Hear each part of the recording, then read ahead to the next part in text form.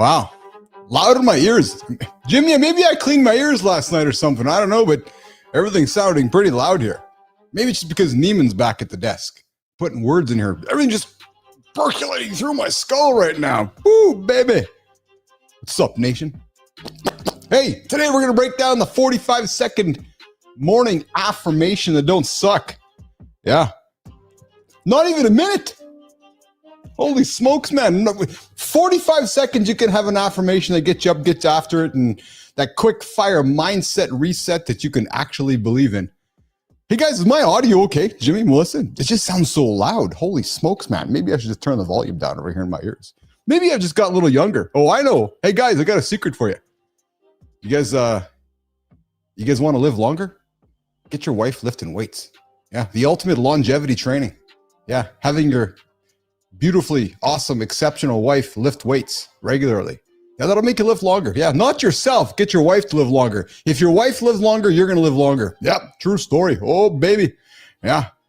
Good morning, everybody. So if you've ever rolled your eyes at what the hell I'm saying right now, well, I'll go tune somewhere else. Or if you said to yourself, oh, I'm just enough. Well, hang tight because maybe you're not. We've rebuilt the formula to make it real and doable before you first sip a coffee every morning. But nation, before we get into that, I got an invitation for you. Oh, baby, I sure do. And it sounds a little bit like this. Welcome back to Mornings in the Lab with Keith, Jon, and friends, your daily dose of real talk, motivating content, and entertaining conversation designed to help men start their day right. Oh, yes, baby, that is the truth. Before we dive in, make sure you like, subscribe, and drop a comment below. We might offend you. Yeah, we read them, we engage with them, and sometimes we even agree with you. This is the unpredictable first 30 minutes of the day. You start every single day, 8 o'clock Eastern time, right here on YouTube, LinkedIn, and X. Quick warning for those who are new around here.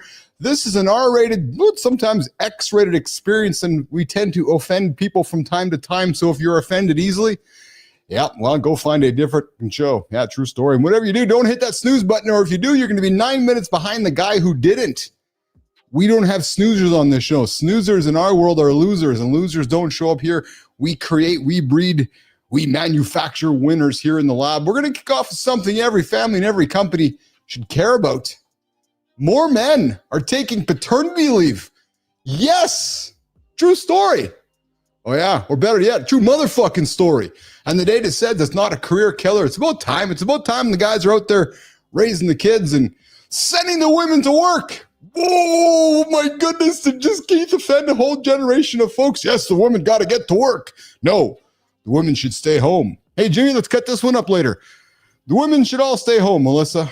The women all should do the laundry. The women should make the dinner. The women should make the lunches. The women should do everything the men don't want to do. No, the women should raise the kids. The men should just go to work, and the women should do all the stuff. What is it, 1920? Yeah. Current conversation this morning. Buckle up, pitcher and catcher are here today. Oh, baby. Stevia might cure baldness. I know Johnny's going to be linking to this one. Researchers have found a genetic link between cannabis use and psychiatric disorders. I could make a joke there, but I don't want to offend anybody. Sorry, don't want to offend anybody there. Yeah, I'm a regular cannabis user, so I might have a disorder happening there. I don't know, but anyways, hey, YouTube just rolled out.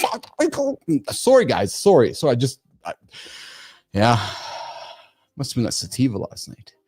Anyways, YouTube just rolled out a new user interface. Have you guys seen it? ChatGPT is going all adult mode. Oh, baby. Yesterday, we found out men are dating AI better than ever, and now they're going to start finding some R-rated stuff there. Hey, center stage, we're going to take care of today's 5 tiny moves that undo sitting all day. You sit all day, you're going to get a fat ass. Yep, true story. That too. Oh, yeah, and you're going to tighten your hips. We're going to break into that. 45-second morning affirmations, and we're going to dig into how scientists have broken impossible physics barriers. Now, the science of it is irrelevant, but the point is, impossible is always possible. Think about that for a moment. We're going to unpack how that discovery could change the way we think about certainty and chaos and everything. And then we're going to talk to ourselves and ask ourselves this question: are your friends holding you back? Yep, the friendship bankruptcy discussion. Finally, Maya's going to join us in the community corner. We're going to dig into YouTube link. Man, that cannabis disorder must be kicking in. Hey, Jimmy, let's just fucking stop this thing. The morning loop, the morning loop starts now. Oh, look, pitcher. It's your favorite Uncle Johnny. We've got a note from our English as a second language creator. Dear John, don't insult the person who can bring back chemo, John. The wordsmith giveth and the wordsmith taketh. So, nation, we've got another awesome show for you today. From paternity leave to 45-second affirmations to friendship bankruptcy, we have a lot to cover. Not to mention our special recording of Joan. Yep, we're on to you, John. And we shared the evidence with Jimmy. Stay sharp, nation, or you might miss it. Keith, crew, let's get the show rolling.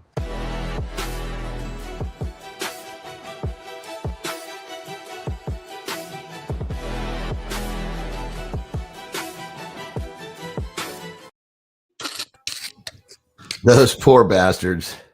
They even have a gay laugh. I'm having psychiatric cannabis disorder right now, Johnny. Yeah, I wondered what you were doing. Whatever it is a terrible imitation. Good morning, brother. Hey, guys, you guys can join the show with us live right now. We're in the comments. Vertical stream's happening. The horizontal stream is happening.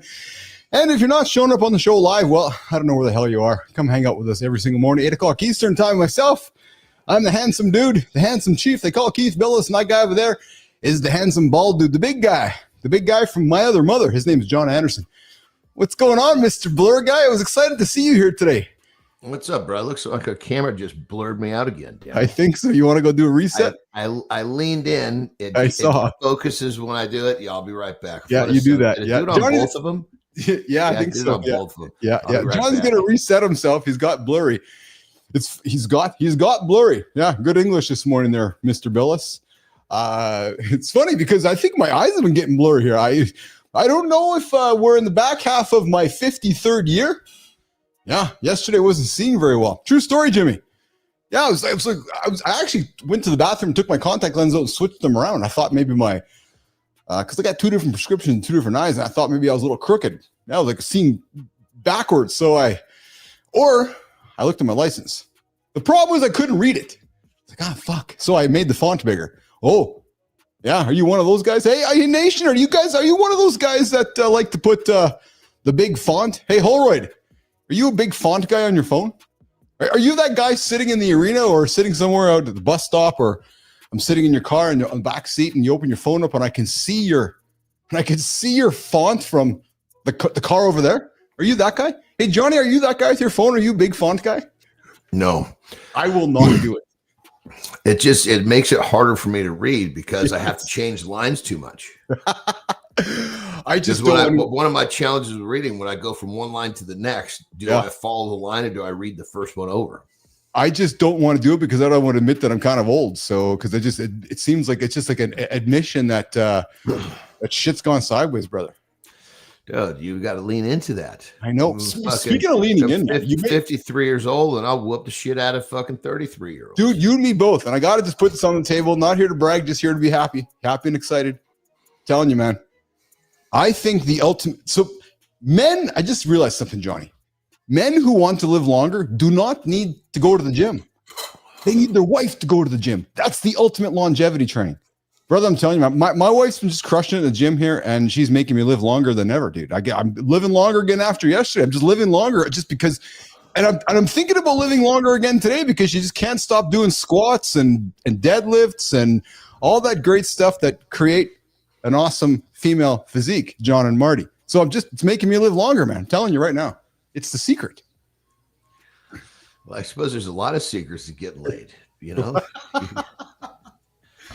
For me, it's just a squat and a deadlift. That's it, period. Boom, boom. That's it. That's all you got to do. Just give me a girl with a squat and a deadlift, and I'm not even a peanut butter jar, Neiman. That's it. Just a squat bar and a deadlift. Well, Lauren's not supposed to hear that. Give me a girl with a squat and a deadlift. You're supposed to say my girl with a squat and a deadlift. Oh, that's sorry. Yes, my girl with the squat. Yeah, just give me a girl with squat and a deadlift. Make her feel real fucking special. Good morning, Mr. Christopher Martin. How are you today, Marty?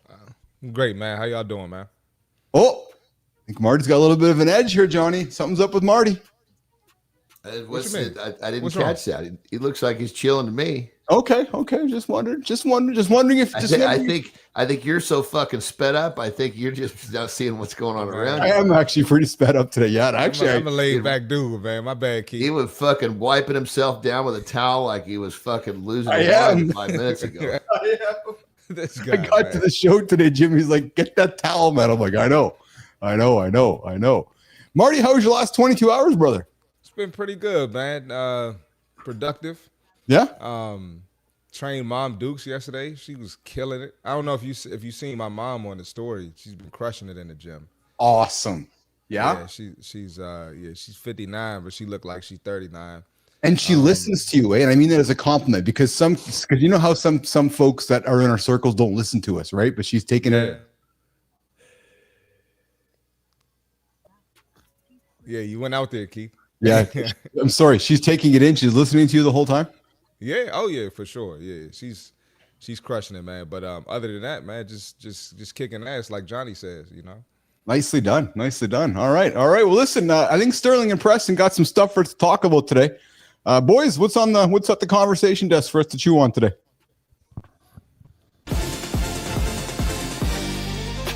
More men are actually taking paternity leave now, and the data shows it isn't career suicide. Families win, and so do teams when dads come back focused.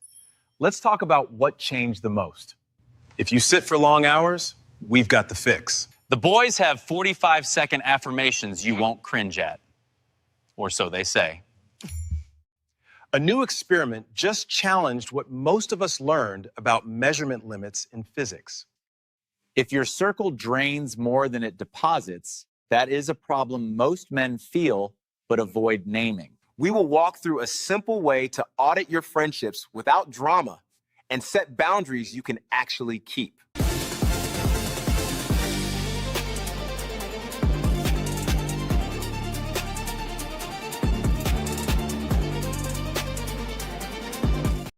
Hey, so there's some news on the table. Jimmy, we won't run this one. I just want to talk about this one. Hey, Johnny, when you were raising the girls there, you were around a lot. I know you traveled a lot, but you were also around a lot. And I'm bringing some news up here today because finally society is accepting that men can stay home and can stay home and raise the kids and not just make it a mom responsibility. The idea of paternity leave. And Marty, I see you nodding there. I was around a lot to raise my kids. John, let's talk about that, man, and how we think this is maybe a good thing for society. That more men are going to be recognized with staying home and getting paid to stay home and help raise the kids. Well, first off, I mean, I get why we're having this conversation, but I don't fucking get why people are so fucking worried about the rules of society. Yeah. Do what the fuck you want to do. Jesus Christ. Yes. So, yeah, I mean, when I was in strength, it was fun because I was only gone basically a week a month. And so, is that it, eh? Really? I didn't know that. I mean, sometimes two, but as a whole, if you took an average, it flip-flop with wrestling, then it was more like three. But I mean, when I had my, I had all the time. I'm trying to think. It'd be like 10 o'clock when it was time for one of my girls' naps. I'd put her in a fucking stroller. I'd walk down the fucking street.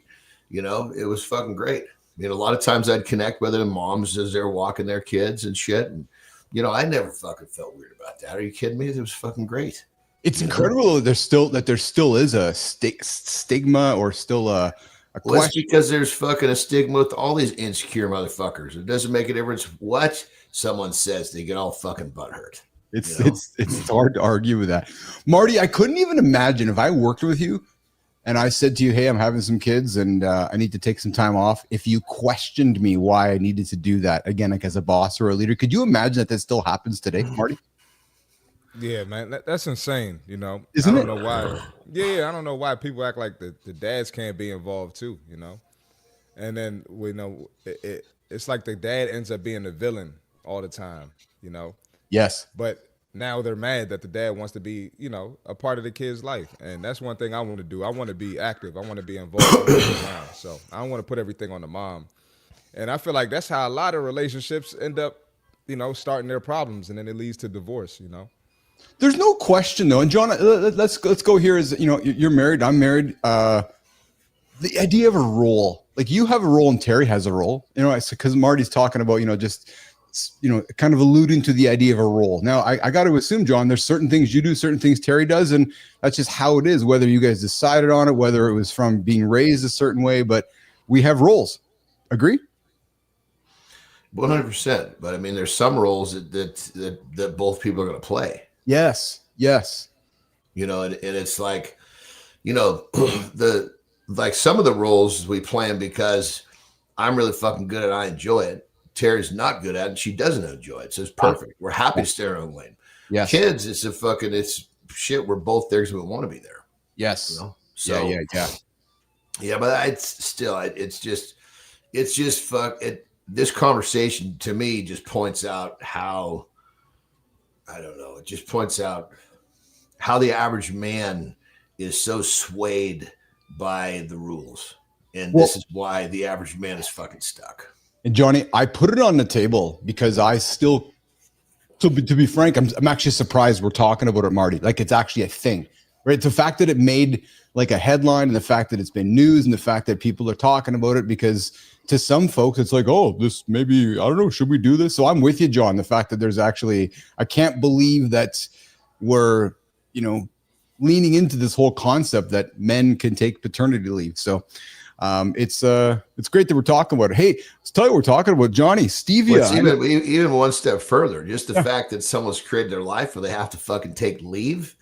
Create a life where you have to you just do what the fuck you want. Let's go all the way to the fucking floor of this issue. Yes. You got to fucking ask for time. Maybe you fucking planned your life wrong.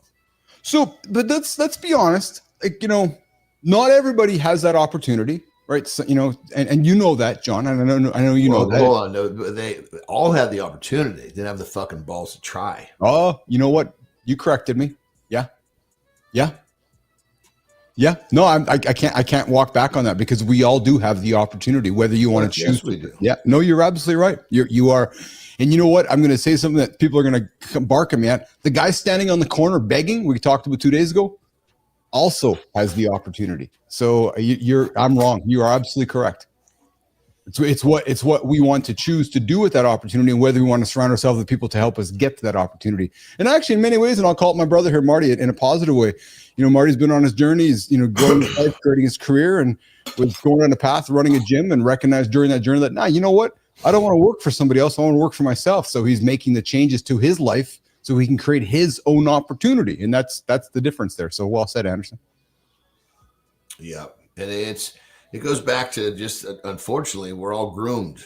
Yes. Mentally by what we're supposed to do. Yes. Most people follow that shit. So Andersen, I know you're a fan of stevia, like the natural sweet, and I'm not suggesting that you love it, but you try to find the natural sweeteners like I do. I'm about ready to go deep into that because they're finding new fucking studies with Splenda, which is the one that tastes the best. Yes, they're finding that motherfucker is about as nasty as the fucking pink one, saccharin. I love that you do this research, man. You keep fucking bringing that to the table for us. Like, God damn it. I was like, fuck, I thought I was in a little bit of a fucking sweet spot with something that tasted really good. It wasn't so bad. No. So I got to make, because stevia is not, it doesn't quite have the kick for me. I know it, because it has like a bitter taste, eh? Would you say, John? Is that what it kind of gives you? Like, is that what it is? No, it's not that I taste, it's different for everybody. Everybody has their own description. For me, it's not that it's bitter. It's just not strong enough in the sweet regard. Yes. You know what? Like so you can put a lot on it. Just at a certain point, it just stops getting sweeter. Yeah. Yes. I can absolutely relate to that. Hey, Marty, do you chase artificial sweeteners? Because I know Husky guy here, and I know former fat guy does, because that's just because we love our sugar. But Marty, have you chased artificial sweeteners in your life? I wouldn't say I chased it. But I would say if I have like a protein shake or a protein bar or something like that, that'll be how I consume artificial sweeteners. But as far as putting it in my coffee or anything like that, or intentionally mixing it, or buying a pack of stevia, Splenda, whatever, not really my thing. It's interesting because it is mine, and I know to the chagrin of my wife and to the chagrin of some, right? Which is I know it's like my vice. I know, Johnny, maybe to some extent yours is as well, because I love my sugars and sweets. So for me to get it out of it, I got to find these artificial things. And John, what are you finding about about oh shit, not stevia. What are you finding? Learning. What was one you said? Splenda. Yeah. What are you finding about Splenda? Terry brought the research to me, but all she had to tell me was they found that it's just because we avoid the pinks, we won't do them. Yes, because they found some pretty nasty shit in there. So it went pink, blue, yellow. That was the evolution in color. That makes sense in terms of the color of the packet. Oh, okay. So when the pink came out, that was like the greatest thing since sliced breads. That was the original one.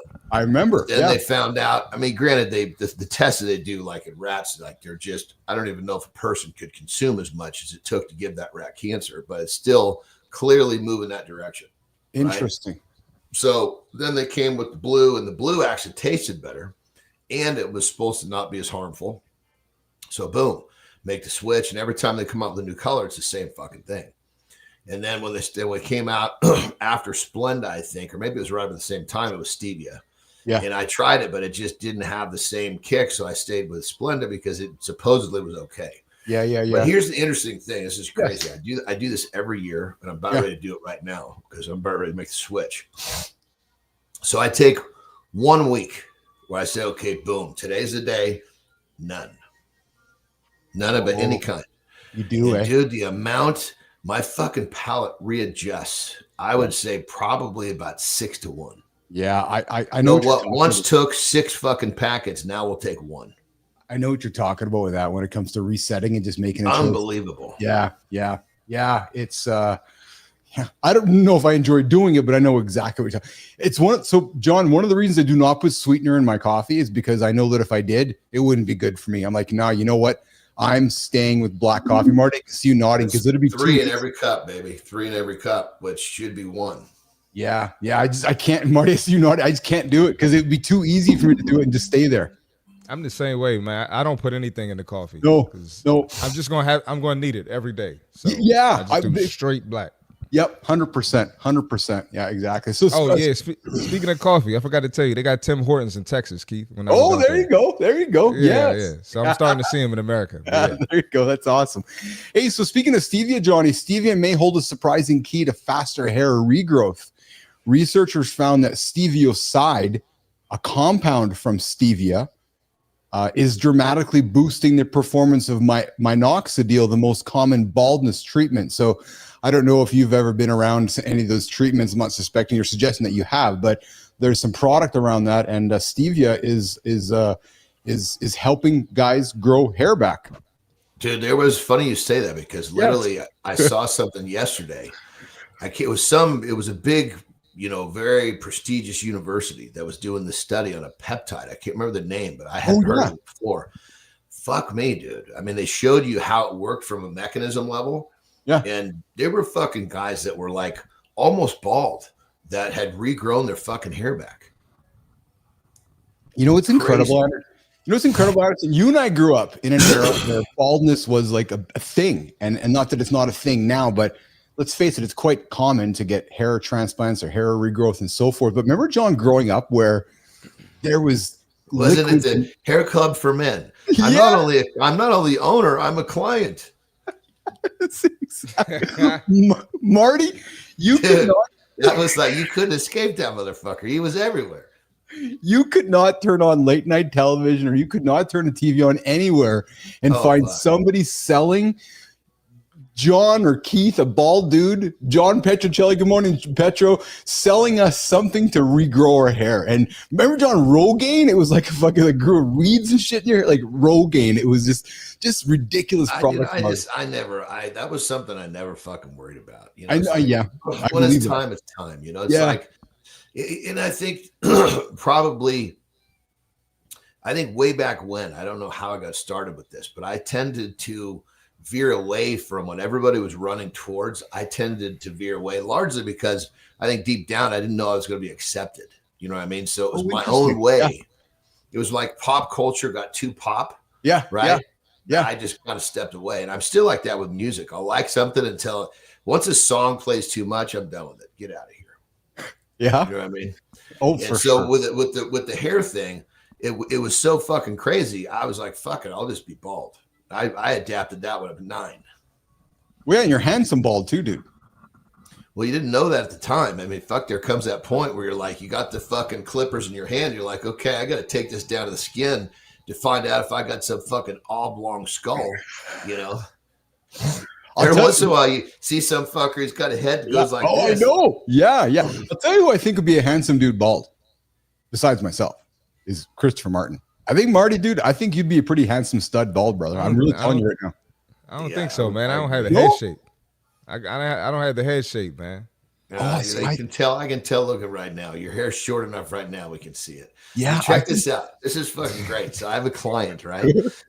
And we're going through all this stuff of getting ready to have a hair surgery, right? He's getting whatever they're doing, working on his head. Yeah. And we got him in really fucking good shape. Before he wasn't in good shape. He was fat, right? Yes. And so he goes, oh, well, I got to shave my head again, get ready for whatever the procedure is, right? Yeah. So he fucking shaves his head. Yes. He sends me a fucking picture. He goes, holy shit. He goes, I think I look better without hair than with hair now that I'm in shape. I said, I fucking agree. Maybe you got to fucking cancel all these fucking head surgeries trying to fucking get hair again. And he was like, he was almost like lost. Like, oh my God, he'd worked so hard to try to get his hair back. But all he had to do was get lean. Well, you brought up the peptides, John. Is there not some adverse, and I'm going to use a pause. Is there not some adverse or positive effects from some certain peptides that actually grow hair? Am I wrong, or is it remove hair? You said adverse and positive, meaning is there both sides of the fence? Yeah, I'm sorry, I meant positive, not negative. But is there not some peptides that actually grow hair? I know there are some that I think remove hair, but aren't there some that grow hair too, Johnny? That's the one I just described a few minutes ago. Remember the prestigious university? And yeah. So they actually showed the follicle and how the follicle had kind of browned and kind of died. And this peptide brightened it back up and it started to grow again. Because there are some that actually help you lose hair too, no? Am I wrong? Like some that I'll actually... Honestly, brother, I don't really spend a whole lot of time paying attention to the hair. Gotcha. Peptides, not that important to me. Yeah. Well, yeah, you don't have any. So you don't have any on your site, any of the hair peptides? No. I mean, we might at some point because as the demand goes up, but what we try to do is we try to serve, we try to serve the people that have something they're trying to fix, and so when people like, hey, like one that's taking a lot of pressure right now is in a good way is prostate. Mm-hmm. There's one called Libidin, where and I actually have a client taking it, and he was like, his prostate was swollen to the point where it was causing him pain. We killed that swelling.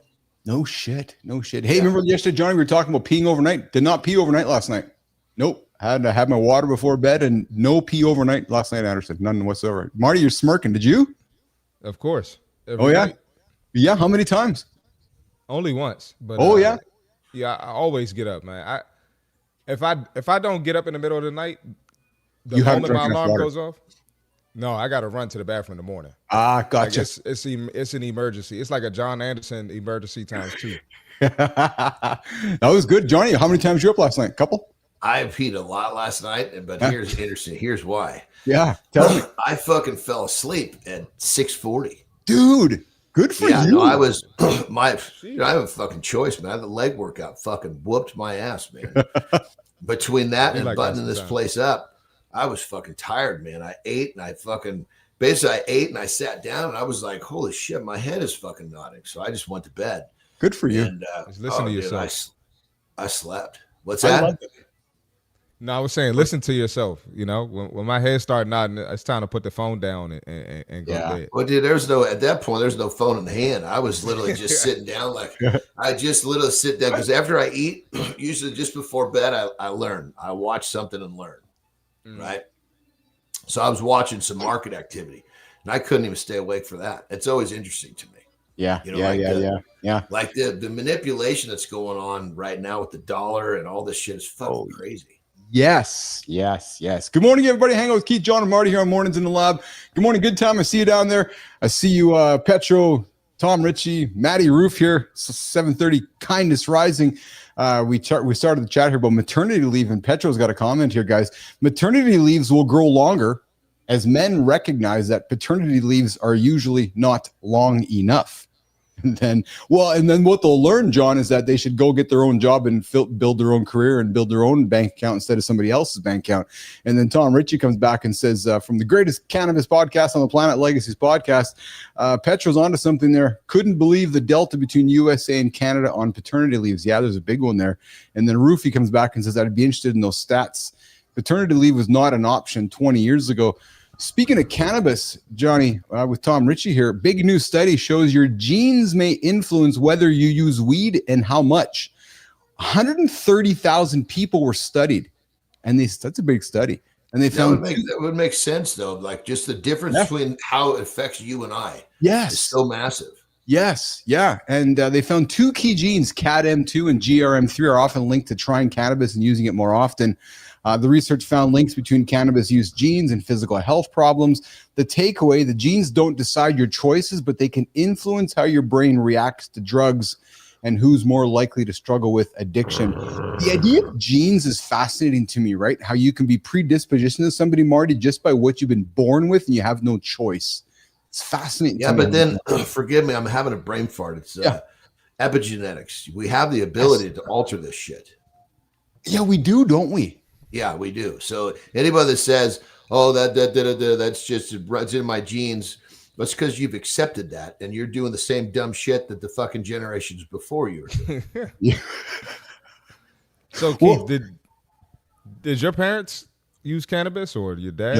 No, my mom and dad both did not use cannabis. No, my mom smoked nicotine for a bit, like tobacco, but cannabis was not part of my family's life at all, actually. Dude, nicotine is becoming like they're finding that's a massive help with preventing Alzheimer's. Yeah, so it's interesting because I don't know. Speaking of which, Jesus Christ, I didn't start my gum. This is a nicotine day. I didn't get my gum. Let me go. I got to take a piss anyway. Cut me loose. Let me get my gum and take a piss. Jimmy cut Andersen loose. Marty, he forgot about it because he's getting Alzheimer's. Yeah, get that gum, Johnny. Then he gonna forget to take a shit. It's fascinating, Marty. I was having a conversation with Carter on Friday at his game there. We were talking cannabis, talking nicotine, talking drinking. He's obviously 18 and hanging out with a team of 23-year-old boys, right? So I said, hey, what's the scoop? Like, what's the partying world these days? Are you guys crushing booze? You guys crushing beer? You guys crushing? What are you guys crushing? You know what he says to me, Marty? What'd he say? Nicotine packs. That's so weird, man. Do you know what I'm talking about? No, I don't. I'm just learning of this today, honestly. So you and me both. So an evolution of snuff. So did you ever chew snuff? You know guys who chew snuff? Mm-mm. You know what I'm talking about, like chewing tobacco, right? Is that like the dip stuff? Yeah, exactly. Chewing tobacco. Yeah. Fucking gross, man. Hey, Nation. Hey, Petro, Tom, Maddie.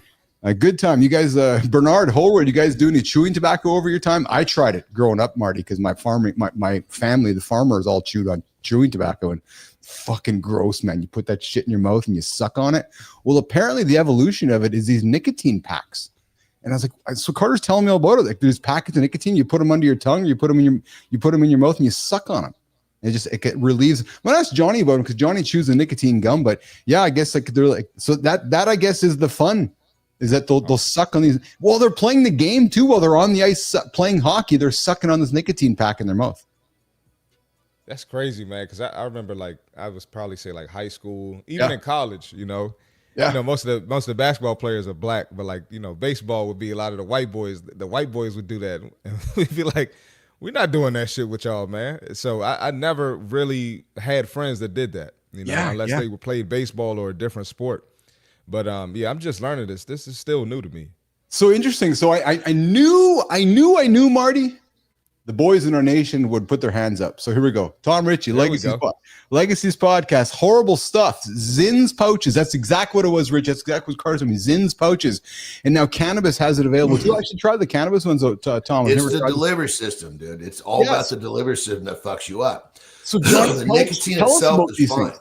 No, but tell us about these. Do you know about these pouches, John? I don't use the pouches. There's only one pouch that doesn't. See, here's the thing. What are they? Nicotine by itself. Yeah. Not a problem. The delivery system, a cigarette, whatever fucking chemicals they put to deliver it. Yes. That's the problem. So like this gum I'm chewing, it's called Rugby. Doesn't taste very good.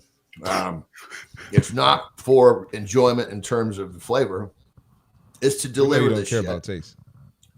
Well, I mean, of course, if it was sweet, I would love it, but it's to deliver the nicotine without all the fucked up chemicals. That makes sense. Yeah. And so there's only one pouch, and God, who's the guy? He just got kicked off TV. Oh fuck, he's a reporter. Is it Carson? Tucker Carlson? Yes, he just put out I believe it's still the only one that actually has the safe delivery system. But nicotine itself it sharpens you up. The reason they're doing it on the ice is because they're fucking laser focused. Interesting. So this is fascinating to me, boys, because nations put their arms up. So let's get into it. We got. But you got to be careful when you do it. Like I do it every other day.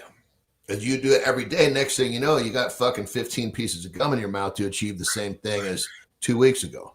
Dr. John Petrocelli, chewing tobacco for Petro. Wow, you go, Petro. Kindness. I used to do that shit when I was young on the farm. Dude, yeah. Well, I know about the farm shit, Johnny. I was telling Marty about it. I tried it out. But remember, our farms are not different. My fucking uncles are not playing with the cousins. Yes, my farm apparently. That's what he says to me, Mark. He's telling me about this fucking inbreeding shit and his family. And he goes, it was on the farm. You know how it is. I'm like, I have no fucking clue how it is. Don't throw Johnny in there. What is fucking wrong with you? Come on, I love Anderson's memory, man. That's one thing you don't know about Jon Andersen, how well he listens. He'll pick up these little things and he'll never put them away. Because you're right. We talked about inbreeding on the farm there a few weeks back. But do not include me in that shit. What is wrong with you? I tried the chewing tobacco because my uncle was like, hey, try this. I got sick. Never did it again. So because we got Maddie. I just same thing. Same thing. I got set up though. My brother. He's the one that lives down here. He's 4 years older than me. Yeah. And it was a little brick. It was called a day's work. And it smelled really fucking good. God. And he looked really cool fucking spitting it out. So I was like, well, fuck. He goes, you want to try? I was like, yeah. He goes, oh, just bite the corner of it off. Right. And I guess I had a fucking pretty good bite. And then just chew on it and stick it over here. And it'll keep releasing the juice in your mouth. And it tasted fucking good. He didn't tell me to spit. I was swallowing that shit, dude. About 45 minutes later, I was so fucking sick, I can't tell you. I think we may have been part of the same story. Well, I wasn't biting off that thing. I was stuffing all that shit into my... You know, the difference was the guy whoever was giving you the tobacco wasn't being fondled by the uncle. Well, nobody was telling me also to spit it out either, John. So I'm sucking on it and swallowing it. Next thing you know, I'm fucking vomiting in the corner in the slop pail. And it takes a long time to go away. You know what, Johnny? We should. I'm going to send some school to Marty. Marty should try it on the air with us here on the show. See what it's doing. Good, man. I'm good. Well, and then we got Roofy. I've been dipping school for 20 years. You go, Roofy. And Maddie's, I still use Zen. And then Petro, what's worse than secondhand smoke? Oh, secondhand chewing tobacco. And then Maddie Roof, I'm a nicotine addict. Oh, and then Holroyd, I've never tried it. I heard it tastes gross. Yes, I guess they're different flavors, but I don't know that it's any better. Here's the thing, you guys. If Andersen, so here's the thing about Andersen, Marty. The guy eats eggs with shells on. The guy's willing to try anything, dog food, insects, whatever. You know that if there's something that he's not liking or it's not good, you know that it's not good, Marty. Well, no, but keep in mind, it fucking it tasted good. I just didn't like being fucking sick. Oh my God, it is actually funny enough. I did get over it, and I ended up chewing it for a little while. You know? So it's kind of a pressured situation. Yes. Oh, I know. Yeah, absolutely, absolutely. Fuck, everybody's going out to buck hay, and everybody's fucking passing around their shit.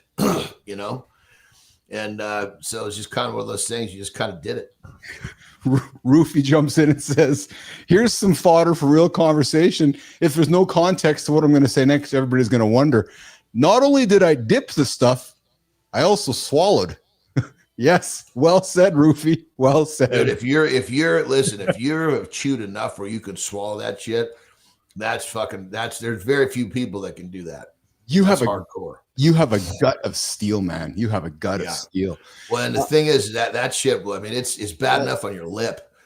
I mean, I know buddies that chewed for a long time. They had to have like stuff removed, surgically removed. Oh, so down your gut, it can cause your guts a lot of problems. Roofie, 20 years of tobacco juice rolling around in my gut.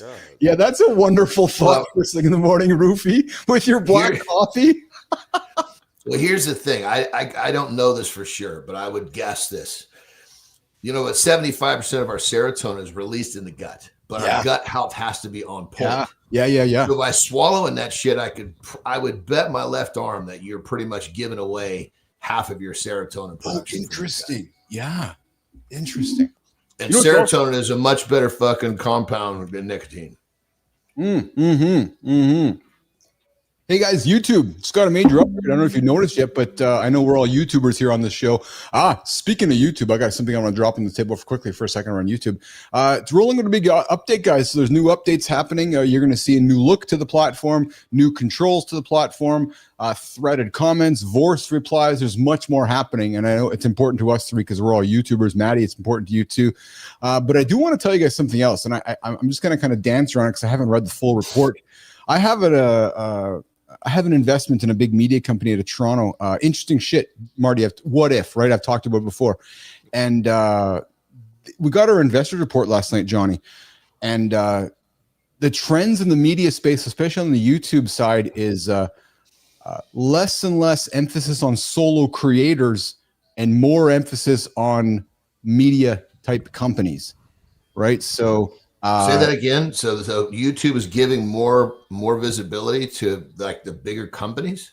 We're gonna see trends and growth happening on YouTube more towards singular creators that are scaling around a larger company instead of just a solo creator. Where the last let's call it the last 10 years has been about, like, for example, like the Mr. Beast or the just like the singular humans. The future is really rolled up in a media company, an entity. So they're one that like almost like create television. That's what bingo. It's exactly it. So, and I'll be frank, and if you guys can kind of read between the lines here, when I came out back to the world here, I chose not to create Keith Billis Inc. because I didn't want to just be solo. Hence the Mornings in the Lab brand. Hence we've been building this equity around the Mornings in the Lab brand, this media equity, this media entity, this idea of owning the mornings with media, because I see the future that it's just no different than the past, John. You know, I know you and I grew up with the 3/4 channels. It's the same thing in the future, and you need brand equity to cut yourself out in the future. So, just a repeat. So how do they know? I mean, how do they know? Is it just how you present yourself, or they're seeing trends, right? So we're seeing trends where investment dollars are going, and again, John, I've just read the surface of this report. I'm going to spend more time reading it today, and I'll share more. But the trends are pointing out that investment dollars and growth is happening less and less with the solo creator and more with the media entity. So, for example, let's take you, right? So Jon Andersen Inc., but maybe John's got, Jon Andersen becomes Jon Andersen Media, where he's got an arm doing this, an arm doing that, an arm doing this, and you got different pillars of media underneath your whole entity instead of just John the creator. Right. So, so if I was to create, if I was to make my YouTube, as you said, just simple example, Jon Andersen Inc., and I have one leg of my stuff doing this, another, it's almost like creating really in-depth playlists. Is that what you're talking about? 100%. Yeah. And as Matt said too, Matt, thanks for putting it there. And more of this network effect, right? So I think more network, less independent. Right. So it's interesting. It is. But it's no surprise though, Anderson. You and I have been around the planet long enough to know, and actually only you and I can say this because Marty hasn't been long enough to know this, and some of the guys in the comments can. Life is a cycle, brother. We both know it is. There's nothing new. It's just you just got to fucking figure out where the cycles are going. That's it. It's just a cycle. It's all that it is. Right. So where we all grew up watching the Super Bowl on CBS or NBC, now we're going to watch the Super Bowl on Netflix or on Amazon. It's just a different fucking name on the same way to deliver it to you. It's all that it is. Right. So it's fascinating to me. And as I learn more, I'll share it with you guys along the way, which actually segues to this one. Over 50% of the internet now, stats are showing 52% of online content is all generated by AI. In other words, half of the internet is now dead from humans. So is YouTube, are they actually good with just straight up like if you created a 30-minute video of you jumping out of fucking helicopters and doing that work, clearly not you, they're fine with that. They're fine. They're even fine with AI generated content too. Yeah. What they're pushing down on is the AI generated repetitive stuff. So let's give you a real example. Marty creates a piece of content, and then Keith just makes continuous variations on that content with AI slop. And they're just taking bites of popular shit to bring in bingo. Views. Yes, yeah. So I'll tell you, they want original, whether it's a person or AI. They want originality. I'm glad you said that. I'll tell you what's also not authentic per se, because now authentic goes back to the human. I love you said originality. What's also trending up on YouTube, John, is long form original style content.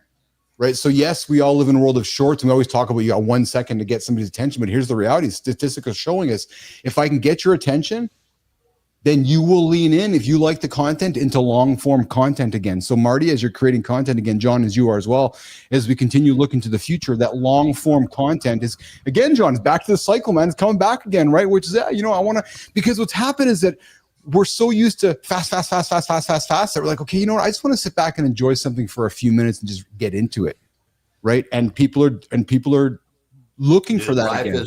Life is getting it gets spinning so fast. You look for that place to slow down. Yes, exactly. All right, a couple more topics here that we're going to get into before we get into some more big conversations today. ChatGPT is going to allow adult content for verified users. So up until now, you had not been able to have any adult content on ChatGPT. That's changing over the next couple of months, where you're going to have adult content happening on side of ChatGPT, where that wasn't available today. So watch for that change to happen. What does adult content mean? What does that mean? So in the coming months, you're going to have to age verify Marty on ChatGPT to see how old you are, and they're going to basically open the guardrails. Porn variations. Correct? Yeah, no, you're absolutely right. That's exactly it. So, all right, guys, listen, Jimmy, let's do a lifestyle tip with Jon Andersen, and then we'll reset with Johnny. Come back and we'll get into some center stage here. Jimmy, let's do it. Sterling, I've been thinking. Jon must want picture for himself. Can you blame him? Straight or gay, no one can resist cute. Not even the big guy. True story. Speaking of big guy, it's time for the lifestyle tip, nation.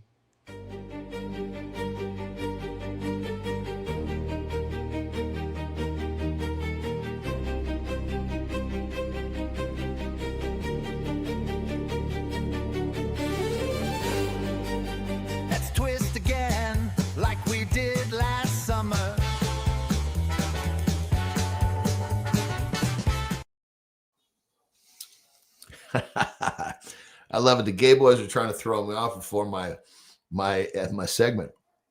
You're gonna have to try harder next time. All right. Mistakes. We all make them. But guess what? These motherfuckers are magic. Why? Because a mistake is a huge opportunity to learn. A mistake is only a problem is if you make one, you get frustrated because you made the one, you start making a series of mistakes to follow. That's the mistake. Make a mistake. Look at what you did. Understand it. Learn from it. This is the magic. You make a mistake and you realize what you did, why you did it, all that kind of good stuff, and how to do it better next time so you don't repeat that mistake. Your life just continues to get better and better. Or the flip side is, and I subscribed to this, unfortunately. I'd make a mistake and it would just turn it into a series of mistakes and usually fuck up hours and sometimes even days of my life. So flip the script. Mistakes are magic. Learn from your mistake. Make sure you don't make that same mistake again and watch your life get better. Rock and roll.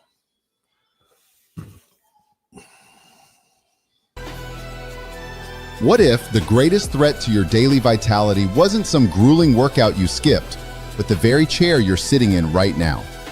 That nagging stiffness in your shoulders, the tightness in your hips, The persistent ache in your lower back? It's the silent toll of a desk-bound existence slowly locking your body down. But what if the antidote wasn't another hour of intense exercise? What if the data pointed toward a series of tiny and restoring your body's natural, powerful alignment, all in just a few minutes scattered throughout your day? It's time to break free from the sedentary trap, reclaim your mobility, and move like you were meant to. Marty, let's give the audience something here this morning on what can help them through their day today, which is, we know sometimes we all sit too long throughout the day. The desk stiffness crushes our posture. It makes our necks bend over, and we just get all out of whack as we sit throughout the day. Maybe we can put some moves on the table today that can help men undo these hours of sitting. And I know Jon, often talks, and you talk about stretching so much on the show as well. What's your go-to when somebody says, Marty, I sit all day? And you're like, oh yeah, but just get up. But there's got to be more to that, Marty. Let's talk about that's 5 tiny moves that can undo some sitting hours with our audience. Marty, starting with you, brother.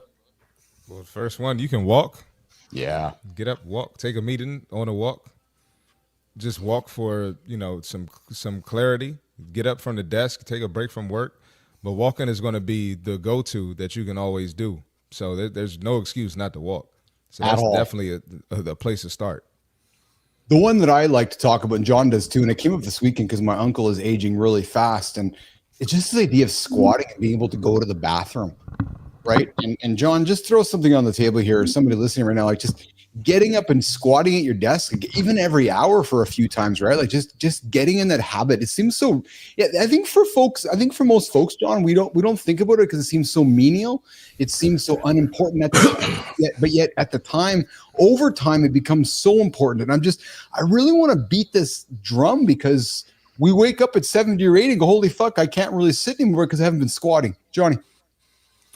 Yeah, I mean, I like this topic. And my starting point is because Marty's so correct, and I love that one.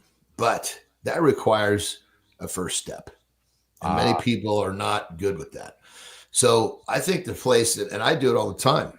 We sit here every day. Yeah. And I'm stretching something. I'm kicking a leg out, so when you're sitting there, and so like people say, I need to stretch, but they don't have time. Well, I get if you're, carving out an hour or a certain amount of time just to stretch, maybe that's not going to work for you. But when you're sitting, find a way. There's so many positions you can put yourself in just to put a light stretch. And that's the thing. It's like people think of stretching as digging and hurting, and it can be that way. Or put your leg up on a, like a 12-inch stool. It's just under a very light stretch. Just let it hang out there for 15 minutes. That does a lot of stretching. So start like that, stretch when you're sitting. And then usually what happens is a human will start to realize that little bit of productivity feels good. Then doing some, squatting or walking might be an easier step. It's incredible to me how difficult it is, because I'm included in this one, for us to just pause and do 5 minutes of stretching, because we all think, I don't got time 5 minutes right now. Yet, if we're sitting around watching television or learning or doing something, the idea of getting on the floor and doing a Superman or doing a cat cow or doing a pigeon, it's just finding the mindset to do it, Marty, to get it done.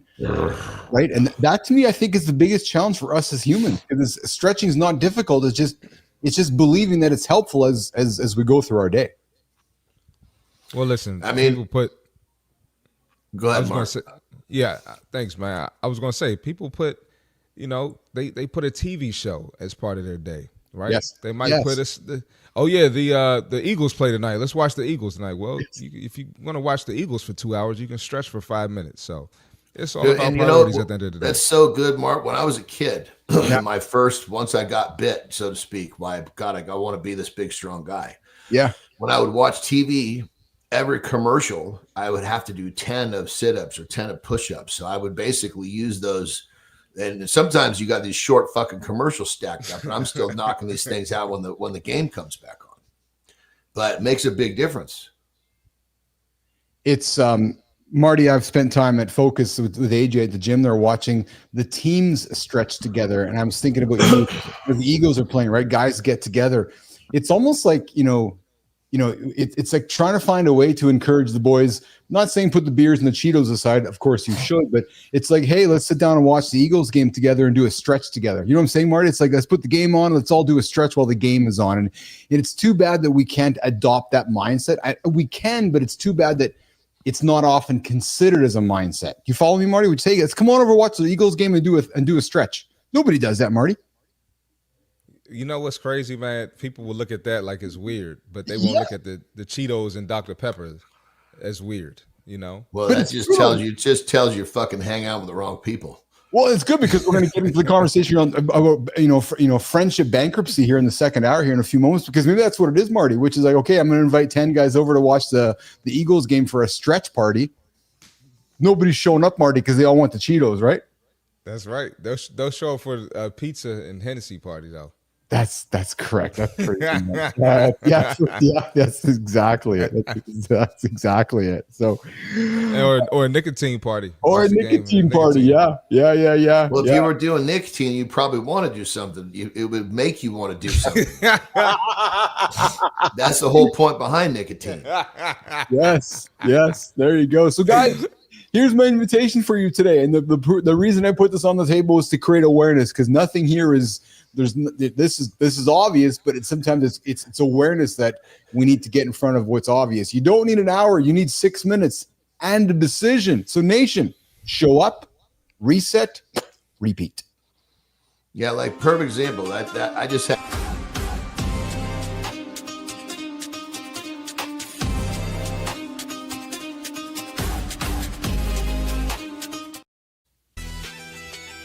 What if the key to unlocking your peak performance wasn't a new supplement, but a 45-second habit you can start tomorrow? We wake up, and the first decision we make is to delay.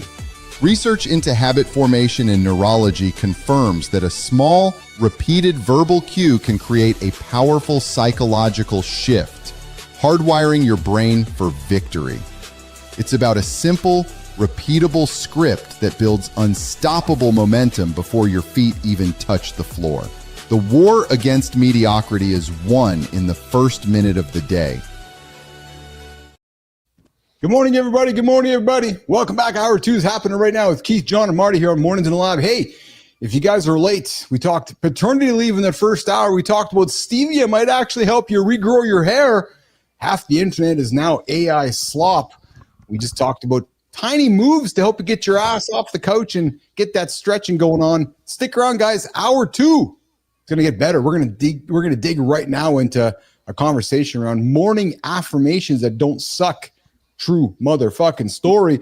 We're going to rewrite the rule book on how men not to talk to themselves in the mirror, and then we're going to get into impossible being possible. Looking at the comments here, we got John Petrocelli. We need to start that GoFundMe for the helicopter, so you can do the show anywhere and we can do with the whole gang. Yes, Petro, no, we're buying an airplane, man. I'm not getting a helicopter. Helicopters. Hey, did you guys see the helicopter crash in California a couple days ago, Marty? On X? Yeah, dude. Yeah. Did you see that?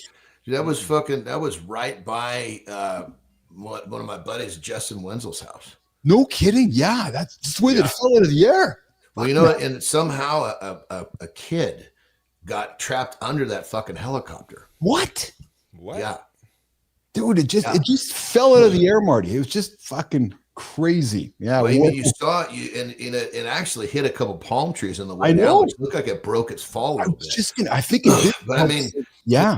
I don't know how old the kid was, but let's just say he's 12, and he's like, whoa, look at this. Yeah. Next thing you know, it's fucking on top of him. Yeah. It's like a fucking cartoon, actually. Yeah. And John Petro, workout and a lift. I'm with you, brother. And hey, Johnny, we'll go for a run along the way as well. All right. 45-second morning affirmations that don't suck. Marty, I know you're a fan of scripture. I know you like to read the book of the Lord. Good morning, Bernard. Marty, give me a 45-second affirmation or a quick affirmation, something that you're like, yeah, this is what I get after every single day and I drop. Can we define what suck is? Because I think that's going to have to be You know, what is that? Define that for the audience. It's a good question, actually. So so here's my perception of that. Thank you for asking that. My perception of that, because I think when we think of affirmations, we think of the fooey, fluffy, maybe biblical or church stuff. I'm not trying to demean the biblical stuff, Marty, but to some guys are like, oh, that's just fucking bullshit from the Bible, or I just don't need that shit. Where maybe an affirmation could be one like the which is, you know, true motherfucking story. It's something I use when I look in the mirror to tell myself I can do anything. It helps me with my own self-doubt. It helps me with it's like my mantra. That mantra, true motherfucking story, tells me I can achieve anything. To me, that doesn't suck. So to me, I think really, that's good. I didn't know that. That's cool, bro. Yeah. So when I say true motherfucking story, it's just like a pump up. It's like it pumps you up because I believe I can achieve anything. I really do. And it's like a way when I look in the mirror, it's like a convincing of that imposter syndrome or that self-doubt. It's like, fuck yeah. Dude, isn't it crazy? The little things that I mean, it's so unique to everybody. Yes. The things that you can say to yourself that really resonate. And for whatever reason that does it for you, that's killer, brother. Yeah. Like I spend some time on the Peloton with an instructor, which is her mantra is I am, I can, I will, I do. It's like, that's fascinating too, right? Which is I am, I can, I will, I do. It's pretty fascinating too, because if that's what your mantra is, that's what you are. And John, your mantra is I do. I think I do shit others don't do, right? Or I do the stuff that others don't. It's your value. It's your standard. That to me is like a morning affirmation. It's like when you wake up, it's like, this is what I stand for. Boom.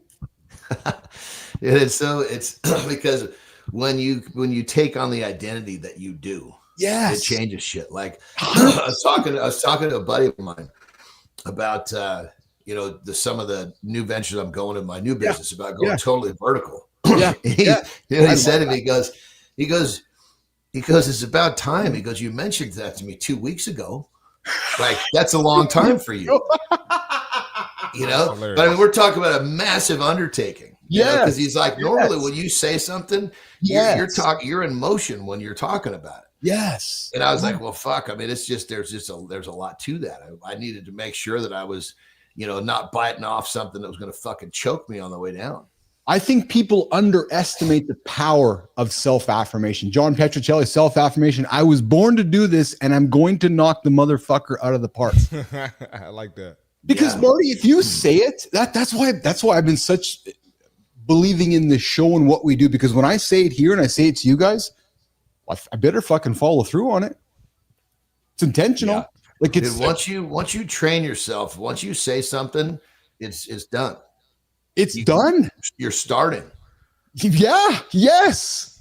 Oh, I like that. You're starting. Yes, Marty. Yeah, a lot of times I try to, when I'm working on something, I keep it to myself. Yeah. But sometimes I'm like, nah, put it in the air. Yes. Put it out there. That way you can hold yourself accountable to it. Now I got to do it. Yes.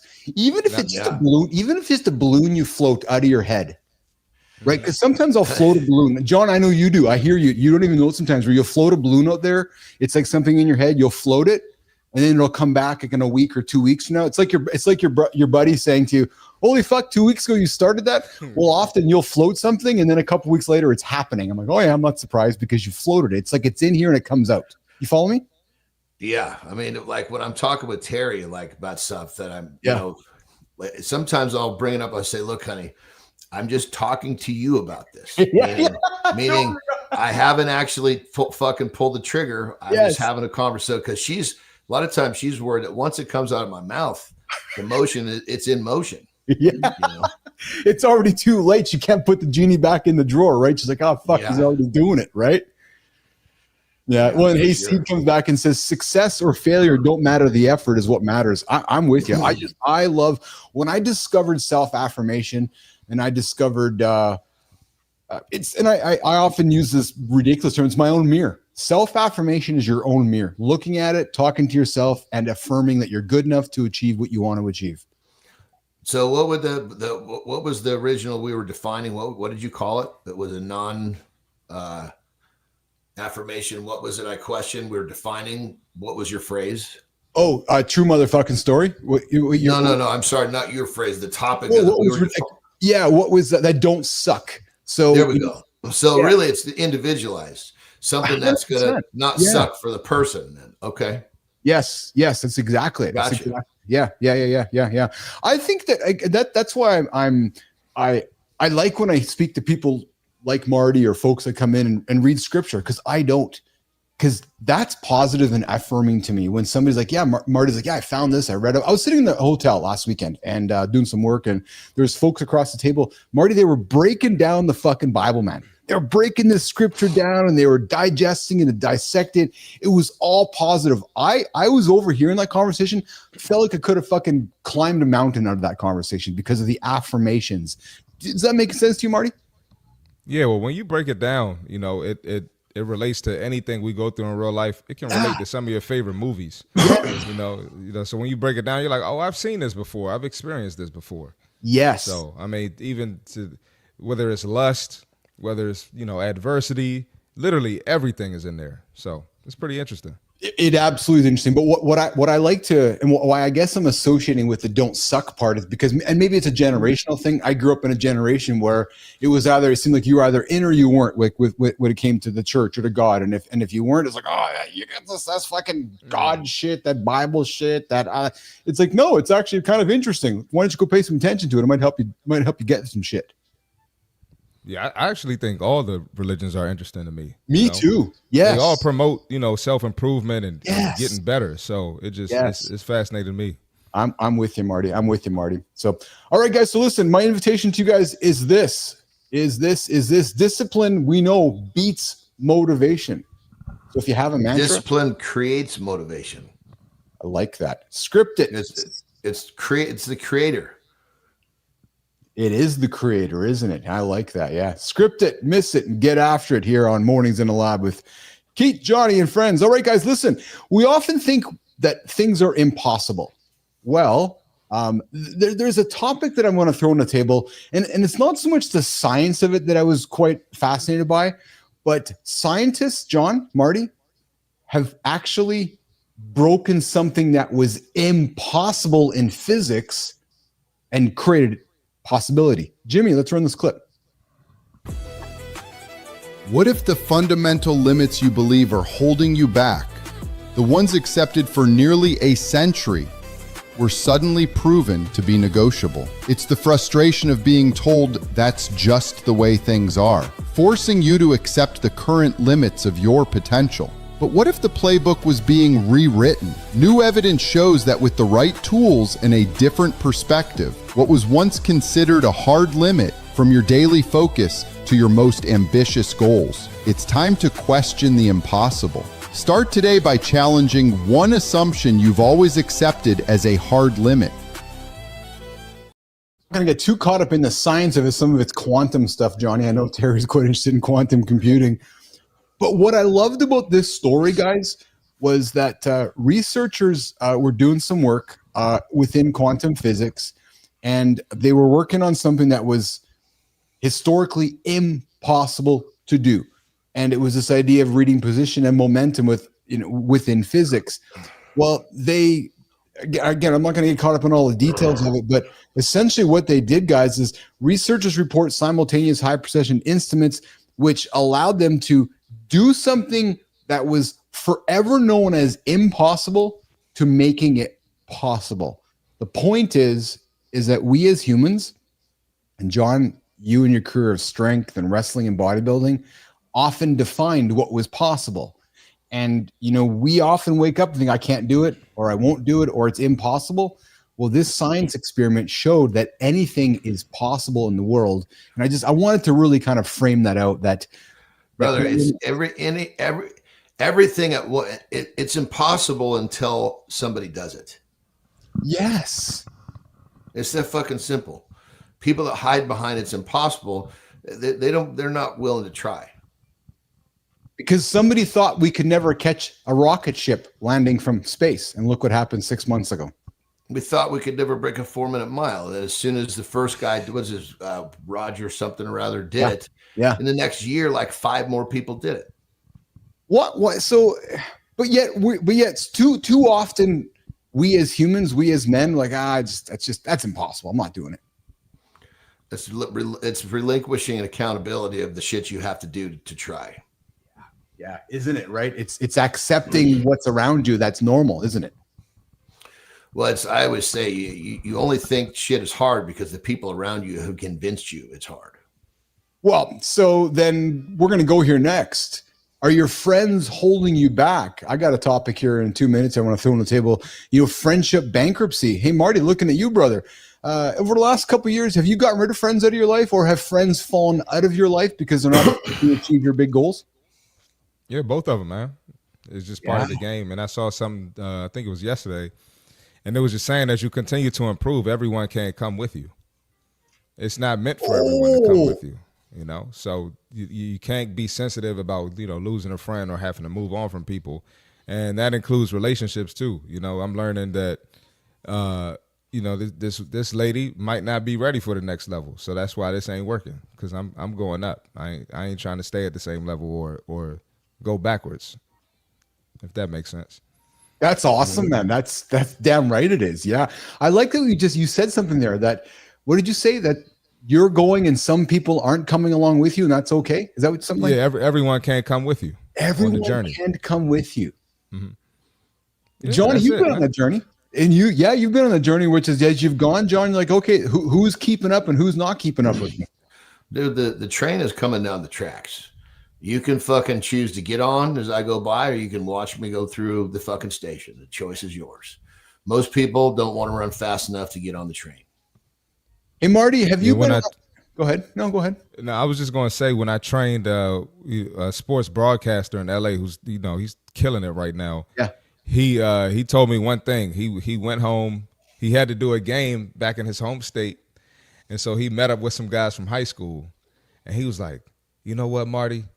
I don't even know why I fucking did that. They talking about stuff I don't even remember." And it just reminded me why I got away. That's so true. I mean, it's exactly it. 100%. Do you, Marty, have you been around a group of boys or a group of men when you've shared something pretty spectacular and they've all just kind of like put their nose up at it and that was that, okay, this means it's time to change? Guys and some ladies that I've dated. And that's what I was like, yeah, it's time to move on, Like, how are you not excited for me? But when they share something, I'm excited. I'm encouraging. But as soon as I share something, it's like, oh, okay. Yeah, so it happens all the time. So men, as we age as men, we often, men have less friends. Men spend time with less men together. We're spending more time independently. But yet positive friendships link us to better health and life satisfaction. Toxicity, it pulls all that away from us. As you get older, Marty, are you finding it easier to make these decisions just to get rid of the dudes that are holding you back? Because I know with Keith and Johnny are like, yeah, because we know. Like, I just know. I know who's around me and I know who's not around me. Yeah, and I'm learning it's lonely at times. Yes. It's okay. It's okay. If you're lonely, you're probably doing something right. Dude, the faster you're going, the fewer people can keep up. That's it. So, John, let's lean into that word lonely, because I don't know if it's actually a word lonely. And John, I'm looking at you because I think you and I are similar with how we get about it and get after things and go about it independently. And I'm not suggesting, Marty, you're not, but you put the word lonely on the table. I don't know if it is lonely, is it? Where it's a self-comfort? Well, I think this is what I think. I think Marty, he's just stepping into this realm. He's young. And he gets a little deeper in the journey. His journey is going to be so fulfilling. That he'll actually be looking or searching for time to be alone.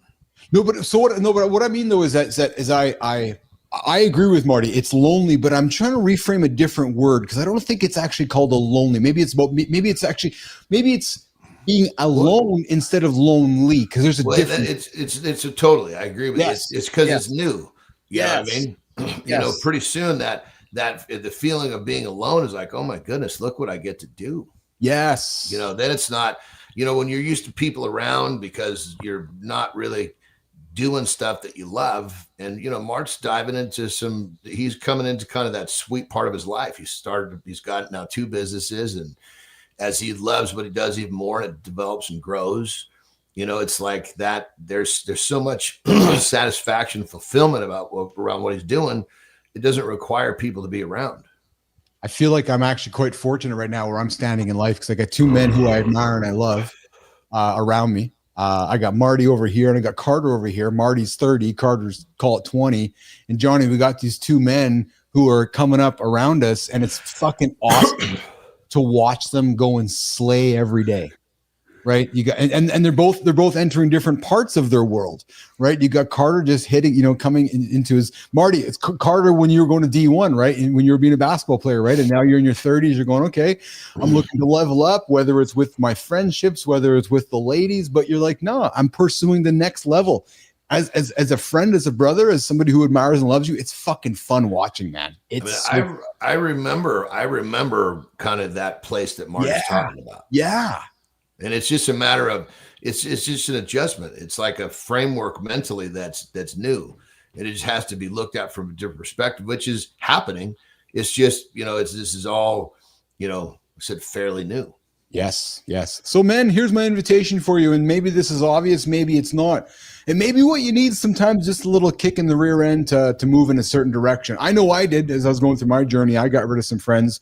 I know so much got rid of friends, John Marty, which was just started kind of responding less and giving back to some of those friendships that I had around me. And truthfully, I wanted to get out of friendships because the lifestyle that those friendships were perpetuating, right? The drinking, the dumb shit decisions, John, that I wanted to stop doing, but peer pressure kept calling me into them, right? So, well, on that level too, and Mark, you'll probably do this later in life. What I've, excuse me, people in my life that I don't see as much.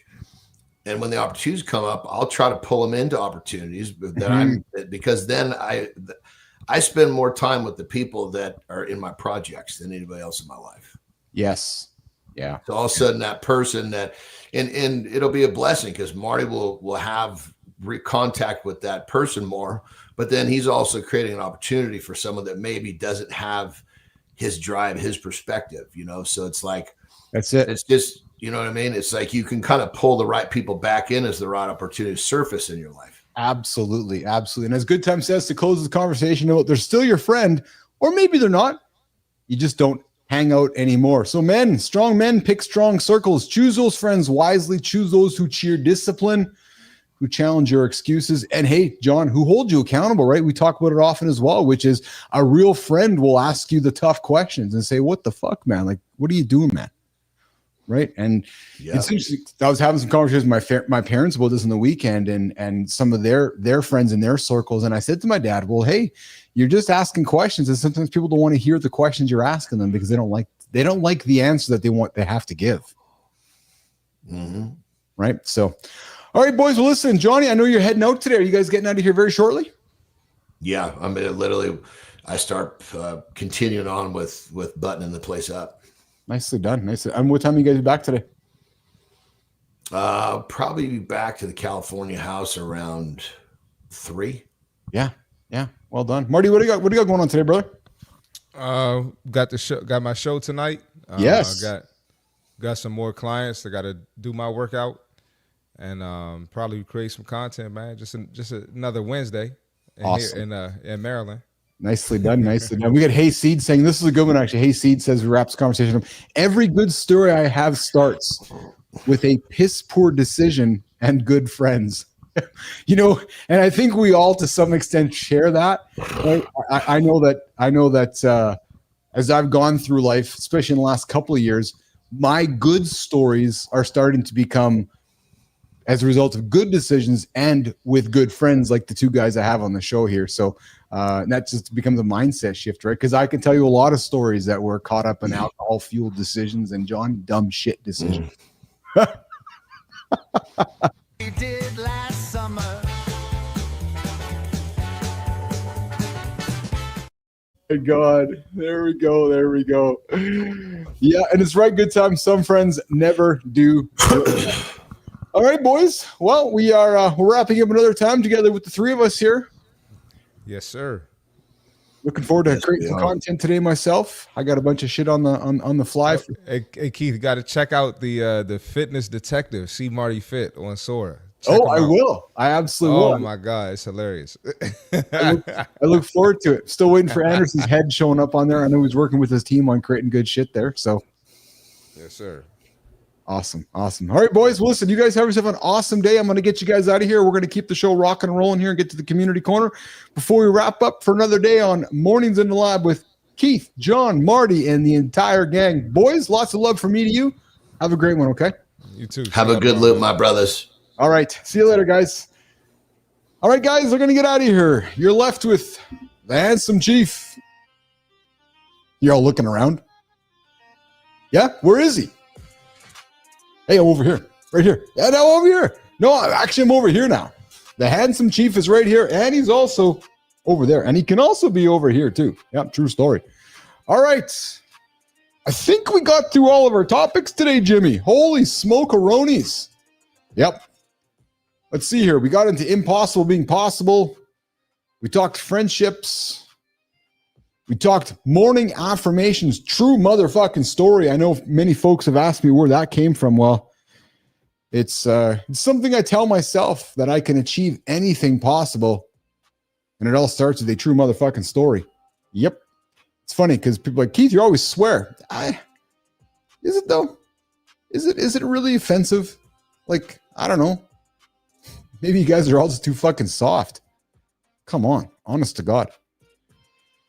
Okay, Jimmy, Melissa, I think it's time to get to the community corner, see what's happening out there in the world of Substack, LinkedIn, YouTube, and then we may even get out of the lab a little bit earlier here today so we can continue preparing for tomorrow's show. And then Friday's show, guys, we got a guest coming up on the show here this Friday.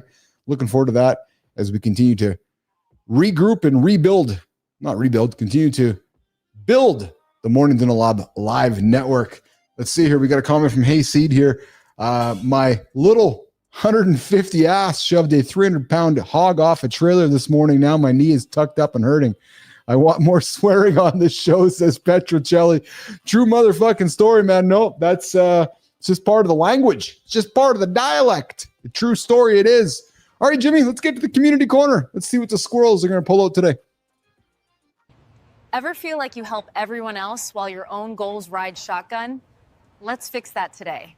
It's time for Community Corner, where we connect the squirrels, YouTube, Substack, and LinkedIn on Mornings in the Lab. We're tackling being the hero in your own story, ditching groupthink, and the emptiness of success.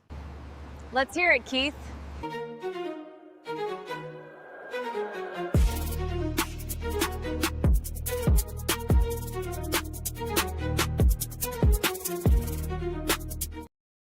Here we go. All right.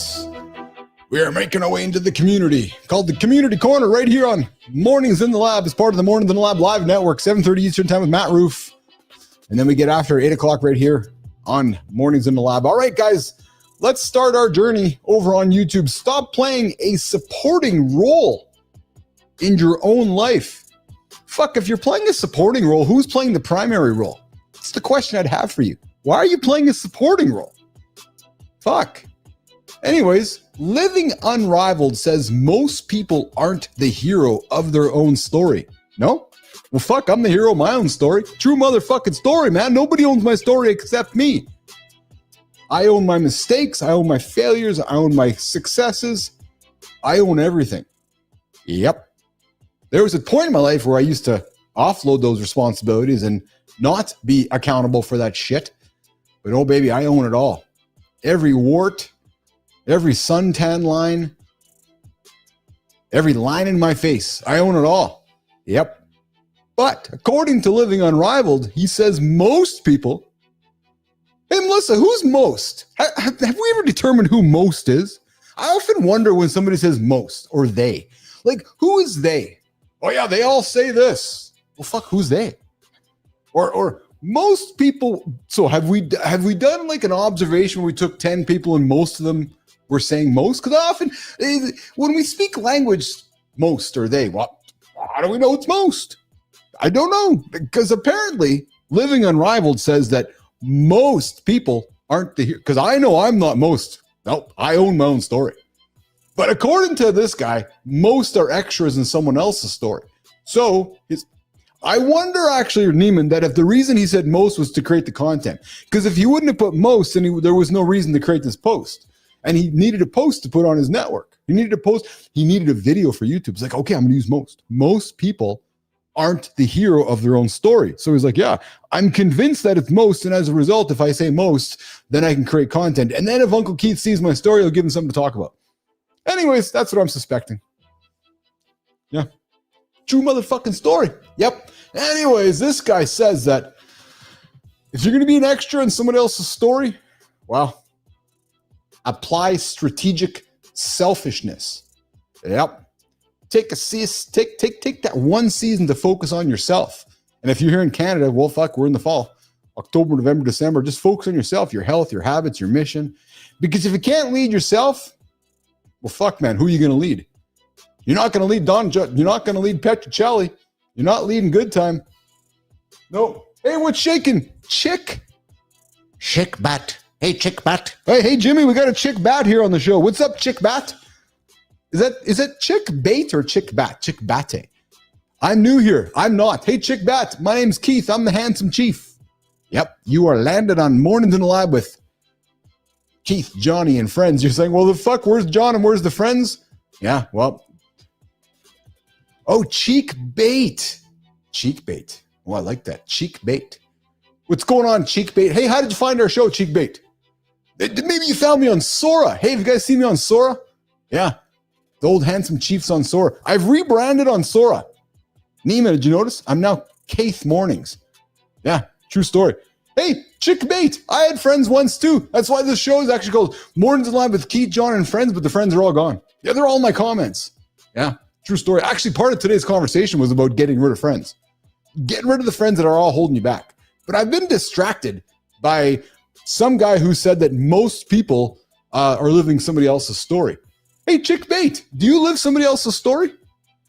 I mean, Good Time. No. Hey, Chick Bate, you do not need more coffee for this. And I'm glad that YouTube recommended this, Chick Bate. Hey, Chick Bate, you know what you need to do? You need to subscribe to Mornings in the Lab with Keith, John, and friends. Because you know why, Chick Bate? So we can constantly tell you when we go live. And Chick Bate, I live my story. I like my story too, Chick Bate. Hey, Chick Bate, where are you joining me from today, brother? Where are you going? Where are you joining me from today? I'm here in Canada. Would love to know where you are here as well. But anyways, I'm going to go back to my monologue here because I'm celebrating some dude who has a YouTube channel. And his name is, what's his name? His name is Living Unrivaled. Yeah, the guy's name's Living. Yeah, true story. Hey, what's going on, Living? Oh, Chick Bate's a girl. There you go. Ohio. And I'm a girl, but you can call me bro. It's okay. My daughter calls me bro. Yeah. She's like, what's up, bro? I'm like, oh, all right. I guess I'm bro now. Bro to my daughter. True story. Is he alive? I'm fucking totally alive. Can you tell? I'm alive right now. I'm live in front of you. Yeah. All right. So I think I'm done talking about the guy who says most. Because this guy is sharing his own transformation of losing over 100. Holy fuck. Melissa, we should have put this part to the stop because then I wouldn't have just wrecked this whole thing. The guy lost 100 pounds. Good time. 100 pounds. Woo, baby. If you lose 100 pounds, you come on the show anytime. Any fucking time. Yeah. Gen Z, Chick Bate. Gen Z calls everyone bro. I'm learning. My kids are Gen Z. Chick Bate. Yeah, so we're all bro, apparently. Nice glasses, but your background makes me dizzy. It's okay. I am fucking dizzy nonstop. My whole head is dizzy. I'm just dizzy. Actually, if you join the first part of the conversation, cannabis apparently causes some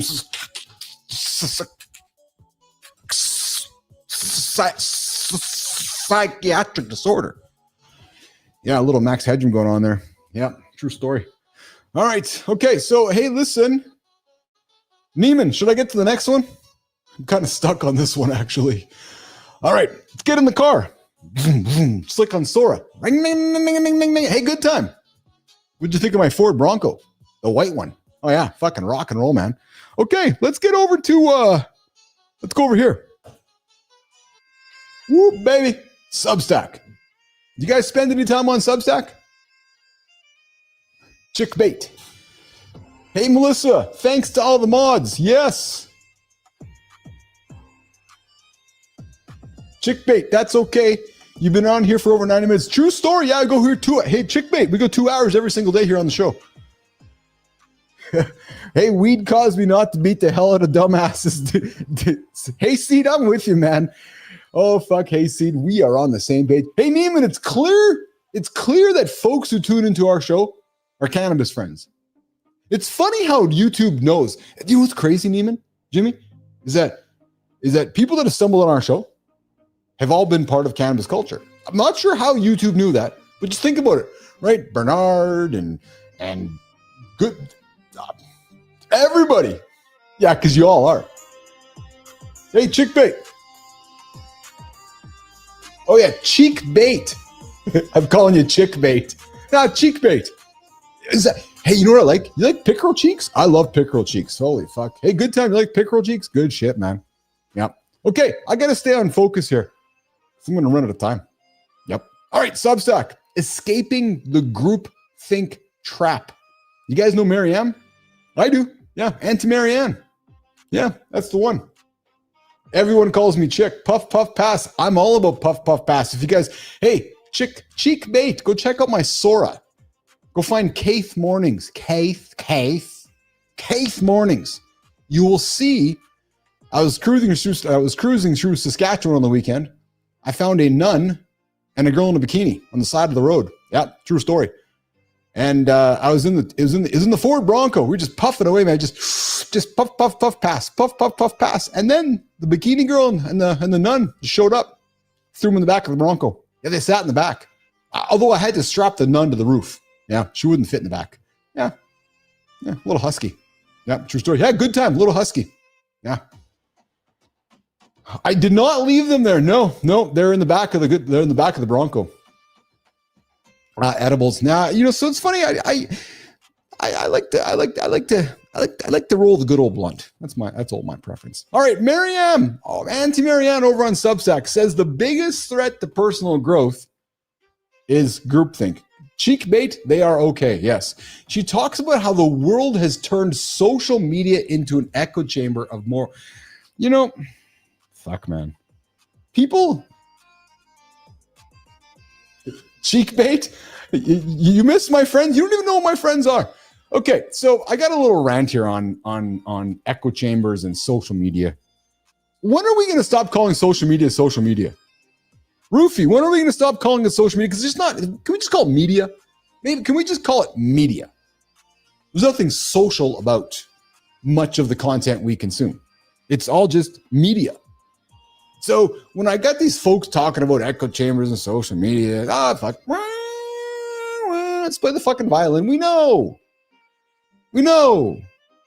Marianne, yeah, she's still arguing that real intelligence means courage. Yeah, it doesn't. Fuck. The courage to question your own side, to follow people. Oh, I like this one. This is what I like, though. Hey, Cheek Bait, you can't find your Substack or your YouTube links? Come on. Neiman, I think Cheek Bait needs some help. Yep. So here, I'm going to give you some help. Substack inside bapple.ai. Yeah, inside. That's inside. inside.bapl.ai. That'll help you. Yeah. You can find me on, go to Sora. Go find me on Sora. Good storytelling on Sora, man. Woo, baby. Yep. But hey, Miriam says, what you might want to do is you might want to follow people you disagree with and to update your beliefs when the facts change. So as you're getting after it today and you're getting onto some of the social channels, yeah, I would encourage you to go start following people that you would not agree with. Think about it. Think about that. I'll tell you guys something else actually me thinking about this. You guys been on X lately? You guys been on X? Because, dude, Chic, I'm with you, man. I think following people that you disagree with is actually what more of us need to be doing. Pronounced Chic Bait? Hey, Global. Global, I love you, Michael. You're out here just lurking, paying attention, softly, quietly, listening in. And then Neiman, out of the blue, whew, like a wizard, Michael Global shows up and says, pronounced Chic Bait. I wonder if it's actually chic. Yeah, the chic. Last time I did that, he's gone. Like it was live on air and he's gone now. Chic, I don't know what the hell you're talking about, man. Oh, you're a Libra too. I call social media a shit pot folks like to stir. Yep, true story. Oh, you just told me that. Yeah. So, hey, Chic Bate, how old are you? I'm kind of curious. Oh, right. You're never supposed to ask a young lady how old she is. Although I am. Fuck yeah. Exactly. All right. Let's go back to the next topic over here in the community corner because I'm maybe somewhat lost. Yeah, true story. All right. It's funny because I was going to say let's cut this segment up here today and distribute it, but I think it's all gone to shit. So maybe we're not actually dropping this up here today. Why would you ask a lady? Well, because 43-ish. That's awesome. Well done. You fit right into this demographic. I'm only asking because I'm curious. You know, curious folks ask. No judgment. Nope. Purely judgment-free, full of grace. All right. So, hey, you guys on LinkedIn? I am. What's up, Joseph Fontana? Yeah. Fontana joining us all the way from New York. What's going on, Fontana? Hey, guys, the phone lines are open. Hey, Chic. Hey, Chic Bate. You want to come say hi? Jimmy, let's put the phone lines up. Phone lines are open. 431-300-3005. You phone me right now and put you on the show. True story. Come say hi. Come say hi, Chic. 431-300-3005. You come say hello. We'll introduce you to the Mornings in the Lab live network. Come say hi to everybody out there. Here we go. Chic's going to phone us. And then we'll know whether Chic is 19 or 43. Or maybe we'll find out that Chic is a man disguising us with a female voice. 431-300-3005. You can join the show with us live right now on the Mornings in the Lab live network. As we're doing that, guys, you guys know Pete Hunt? Hey, Melissa, I think Pete Hunt was on the show. What? I think we know. Oh, there we go, guys.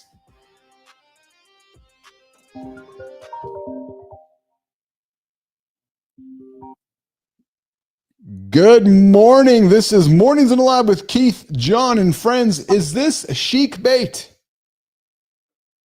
It is not. I'm sorry. It's just Fontana here. Joe Fontana, what's going on, brother? A long time no talk, my man. Seeing you changing people's outlooks on life every day. I'm in the middle of a sabbatical, so I've been listening for a minute. It's the first time I've actually let my presence be known, but great job you're doing there, man. You're helping a lot of people every day, making their days brighter, and I can't thank you enough for the connections I've made through this show, my man. You're doing God's work. I appreciate you, Fontana. Joe Fontana joining us right now all the way from New York. Our brother from another mother. Good man, Joe Fontana. And hey, guys, if you have freedom, it's because of Joe Fontana. Yep, he is a veteran and he's a man who has lifted it up to go and do good shit for all of us out here. So, and hey, Chic Bate, you come join the conversation when you're ready. You give us a call. Right now, I'm talking to Joe Fontana. Come on, Chic Bate, get on the phone. Joe, what's going on in your world, man? Chic Bate. You're on sabbatical. How long? I'm on sabbatical, brother. For how long? Till I find what I want to do next. Nice. I'm just enjoying turning the engines off. It's been the first time in my life that I've done that. Good. Taking some time to focus on myself and just chilling and just getting over the anxiety of having nothing to do. There you go. To your show. There you go. Well, I appreciate you showing up and hanging out and saying hello this morning on the show. I always love your company and love having love hearing your voice. Chic Bate, 431-300-3005. Jimmy will put the and we got Chic Bate joining us. Let's just see here. Let's just see what this happens here. Good morning. Mornings in the Lab with Keith, John, and friends. Yeah, do I mute you? Is this Chic Bate? It is Chic Bate. Yeah. Chic Bate, how are you this morning? I like my name because it looks like clickbait. Yeah, I see that it does look like clickbait, but it's actually Chic Bate. Well done. You're joining me from Ohio this morning. I used like a little AI photo of a baby chick, punk rocker detective. I see that. So hey, true to myself, man. Thanks for joining the show. You found us on YouTube. YouTube recommend. I just met you. Yeah, they did. Yeah. So you I turned. might be 19. I might be 43. I don't know. Well, it really doesn't matter actually. But you found the show and you clicked on it, and next thing you know, you're here, and next thing you know, you're talking to me on the show. It's craziness. What do you do? What's going on in your world today, there, Chic? What are you doing today? You going to work? Going to school? What are you doing today? I woke up, fed my cat twice, 3 times. They are annoying sometimes, but they're cats. And no, I was getting ready, and I've been getting ready for. I don't have much of a day going on other than errands and chores. Oh yeah. What kind of errands you got going? What kind of errands you got going on today? Taking the mail out, or and getting some groceries. Nice. Hey, Chic, do you have a morning affirmation you use every single morning when you get up? What is the affirmation? I've been dying to know. I don't know. Do you have one yourself? I know I have one. It's called True Motherfucking Story. It tells me that I can do anything. Do you have one yourself? Yeah, I wake up and go, every day is Christmas. Oh, I like that. And hey, are you a fan of? Do you get regular life expectancy work in as well? Do you get your regular do you get your regular life expectancy work in as well? I look about 20 years younger than I actually am. So. Oh, that's awesome. Well, I'll tell you something right now. So that means you must be getting lots of life expectancy work. So what we know, science tells us, Chic, that if we're having lots of sex, we're living longer. So we like to call it on the show life expectancy work. So what I would encourage you to be doing is find. Is that what you do around here? No, not around here, just around in life. We like to encourage our. Are you a life coach? I'm a dude that gets up and gets after it every single day. So we like to help our audience achieve big, audacious goals. And one of those goals is living longer and living a healthier, prosperous life. And we know to do that, Chic, we need to have. I just met. I interrupt. That's okay. Go ahead. How do you do that? Pardon me? How do you do that? How do I do that? First, you tell me how you do that. I just met you, Oh, I'll tell you. Sure. Yeah. So I have a left hand and a right hand. So and I have a wife. So when my wife is not available, I'll sometimes use the right. So when my wife is not available, sometimes I'll use my mental. Cut you off right there. Yeah. Go ahead. You're lucky to have a lot of people don't have arms. Oh, well, this is true. You're lucky to have a game having 2 hands. Yeah, well, so I do know some folks that don't have arms. This is true as well. So there might be other ways that we can enjoy ourselves, right? So, but the point is, hands don't matter. True. Yeah, we can use feet. We can use other objects. There's other ways that we can improve our ability to live longer, right? So rubbing one out once a day, whether it needs it or not, will help you live longer. I just got a good times comment. Yeah. Right on. Anyway, so what else do you have going on? I'm building a big live network here, Chic. We're building a big live network called Mornings in the Lab. The Mornings in the Lab, and we're okay. So what's up? Can I ask you a question? What's up with the video footage, but behind it, the footage is moving with a gym or like this montage that keeps moving and moving? Yeah, it's to psychedelically freak you out. It's to kind of go, what the hell? It's to draw you in, because we live in a scroll stopping culture. So hence the sunglasses, hence the movement, hence the glasses, so I can convince you to stop. Because I convinced you to stop, now you're part of the conversation. There you go. Right? No, you did not convince me to stop. I kind of left, had the cats, came back, and then called you. So you did not convince me to stop anything. Don't get me there. I'm thinking. No, I have a life motto. I have a life motto. Oh, you do have. So you do have a mantra. What's your mantra? Like I said, one of them is every day is Christmas. That's one of them. I like that. If you're depressed, don't want to get up. I grew up in a Christian household, so put it out there. And I'm like, why is it only one day? Let's feel this way every day. That's one of them. The other one is, no one stops me and tells me what to do. That's why I was like, give me a minute. Dude, you know what? I'm courteous. I am courteous, and I did take a minute, and then I called you. Well, I'll say this, Chic, before we wrap up our conversation together. You are drinking the kind of Kool-Aid that we serve up here every single day. And what I mean is that I'm not intimidated by you, No, what I'm saying is that, you're like, why isn't every day Christmas? I feel the same way. We call the first part of our show the morning loop because life is just a loop. And why do we have to wait? Like, why do we have to celebrate Christmas one day of the year? Why do we got to pick one day for Mother's Day or Father's Day? Why can't every day be full of gratitude? It's all made up to sell cards. I know, dude. You fucking belong on the show, man. You're absolutely right. It's just a big corruption to all sell product and create commerce, right? Where maybe YouTube was right to unite us today. You know? Maybe so. Maybe so. All right. Well, listen. I got an invitation for you, Chic. I gotta go. Can I offer you an invitation? Here's my invitation for you, Chic. My invitation for you is this. Are you selling me something? No, I'm not actually. I'm asking you to come back and hang out with us again tomorrow and the next day. So, hey, listen, our show is free. It's live, 8 o'clock. I can't be on you. I can't be okay. Can I be honest? I can't be on YouTube every day. But if I find your show and I see it, I will click on it and say hi. You come say hi. I appreciate you. Listen, I know you have a choice to spend your time. And I just want to say this sincerely from me to you. Look at the camera. Thank you.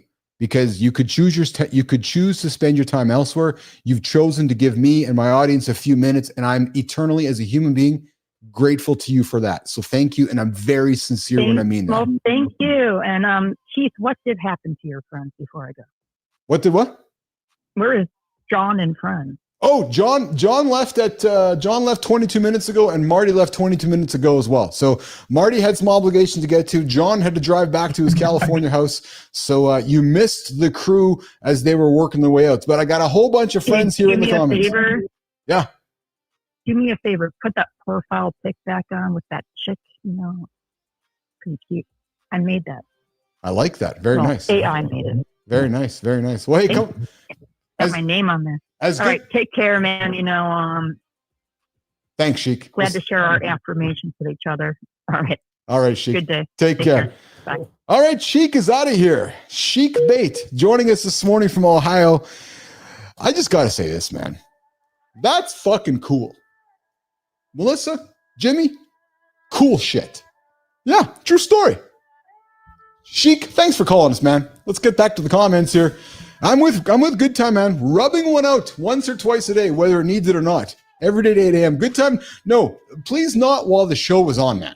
Just before or after the show, Good Time, that's good. And listen, I know we're the same age, so we know it doesn't take very long, right? So maybe 7:58 or 7:57 or like 10:03, but just not during Chic. I'm sorry, Good Time. That's my time. My time. Yes, John Petricelli, I hear you, man. Let's hear it for Chic Bate. I split time from here in Ohio and Massachusetts. Chic Bate joining us all the way. The 43-year-old disguised as a 19-year-old. True story. B-Drive.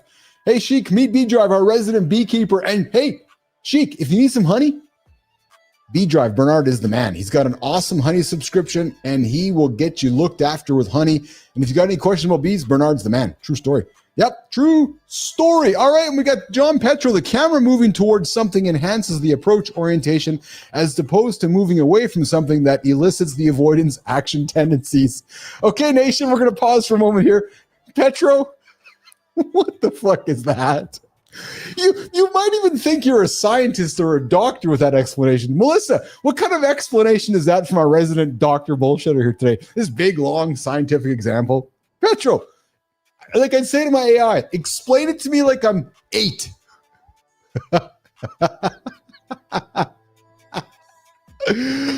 Okay, here, where's my mouse? Let's see here.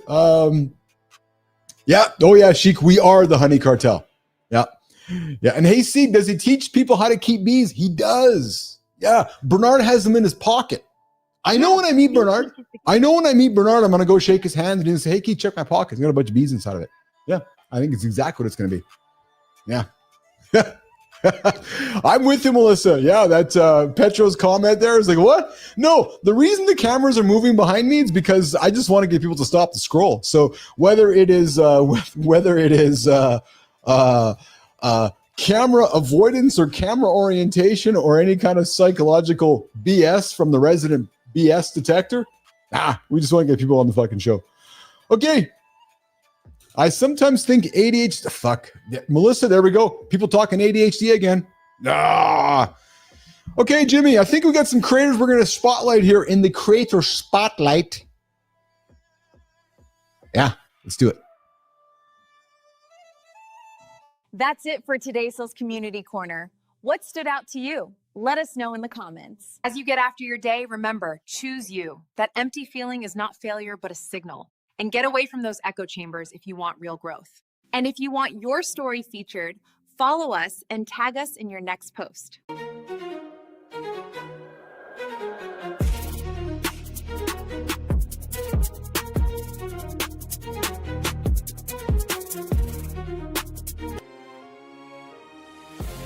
Every day, we scroll past thousands of images.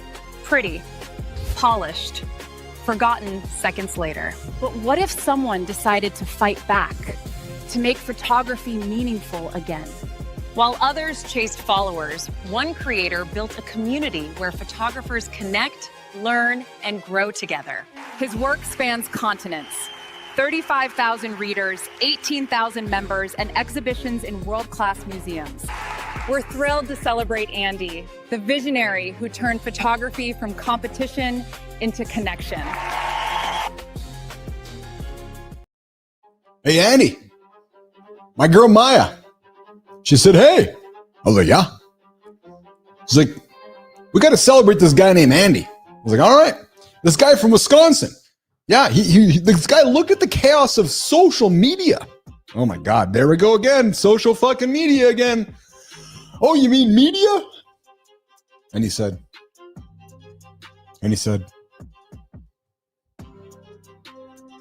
I can do better. While everyone else was chasing followers and likes, well, Andy was busy playing violin. True motherfucking story. Yeah. Something that actually helps people. The violin. The sounds. The illicit tones of the strings. And then Andy turned his genuine love for the violin to photography. Into a global movement of fakery and unreal imagery, connecting artists across continents. And here's what really matters about Andy. Andy shows us what happens when you lead with the violin and when you service instead of self-promote, because we do not do any self-promotion here on Mornings in the Lab. And when you focus on lifting others up instead of pulling others down, it helps you climb to the top. That is the kind of leadership that creates lasting impact. Powered by the violin. True motherfucking story. It's that kind that builds communities. Hey, I got you guys listening, didn't I? Now you're thinking, this is a fucking boring segment about community. No, it's true, man. I've got to make it interesting. Andy Adams. Yeah, the kind that builds communities instead of just personal homes. I'm sorry, I mean personal brands. That's another thing, man. Everybody does personal brand stuff. Jesus, Murphy. I get it. We all have personal brands, but if I hear somebody else selling me their personal brand thing, I'm going to fucking vomit, I think.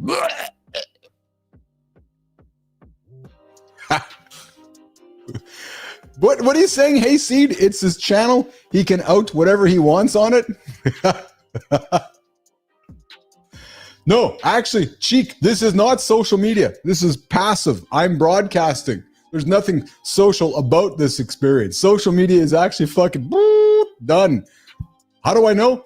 I built a social media company, been around it before it was even called social media. Yep. Yeah, hey, Seed. Yeah, the background's moving around. It's funny. I put a lot of time into it. Okay, oh yeah, back over here again. Sorry, guys. Andy Adams, proving that real success comes from making other people successful. No shit, Sherlock. Where'd that saying come from? No shit, Sherlock. Maybe Sherlock Holmes? Yeah. Hey, Andy.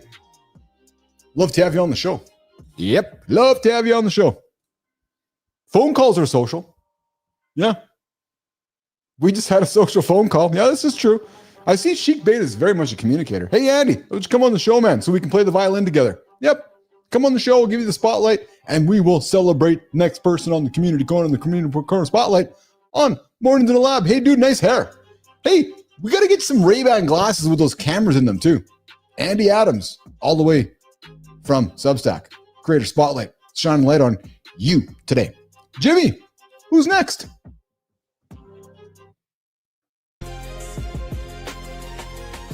He started with a whistle around his neck and a dream bigger than the gym he coached in.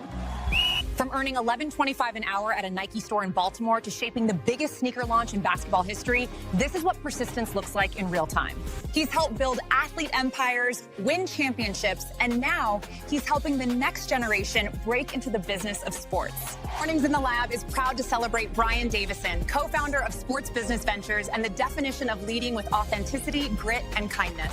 Follow Brian to learn how to turn passion into long-term impact in and beyond the game.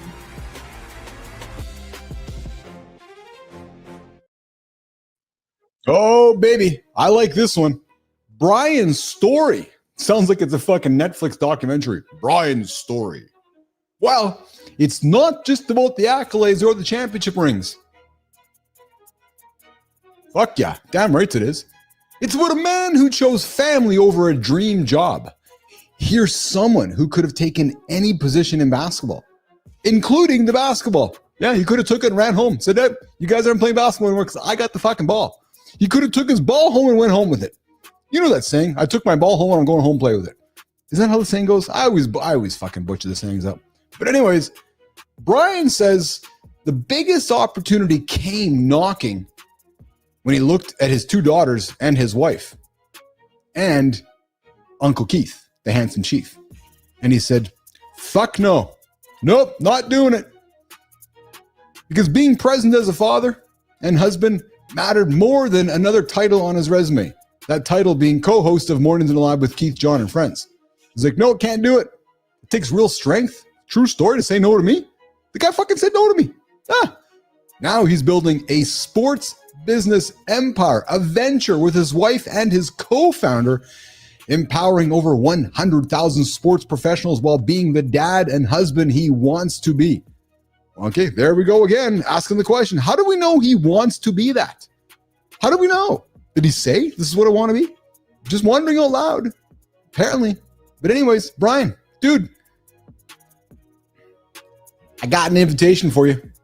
Former Nike and NBA front office executive, the board trustee, 2021 NBA champion, the handsome chief himself, Brian Adams. Hey, Brian, dude, I got a spot for you on the show. It's got a mic next to it. We'd love to have you on here. Love to see your championship ring. Would love to have you celebrate somebody on an upcoming episode of the Community Corner, on an upcoming episode of Creative Spotlight, right here on Mornings in the Lab. Oh yeah, not Adams, Brian Davison.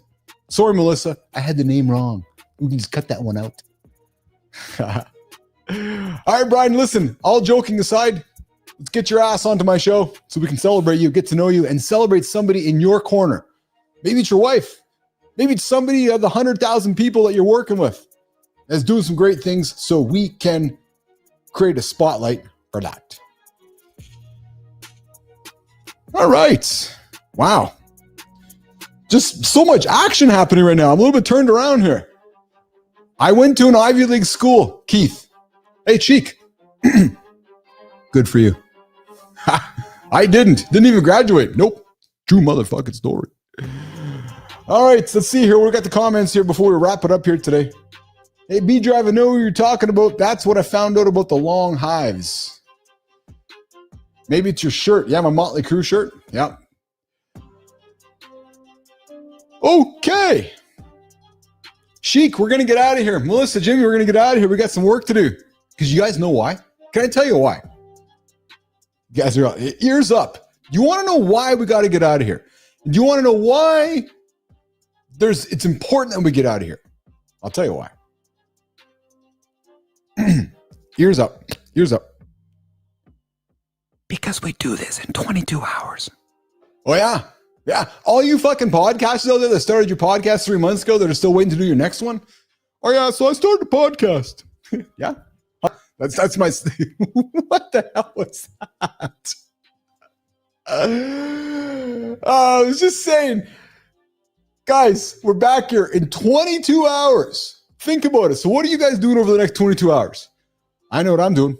I'm getting ready for tomorrow's show so I can show up, give you guys the energy, some knowledge, some nuggets,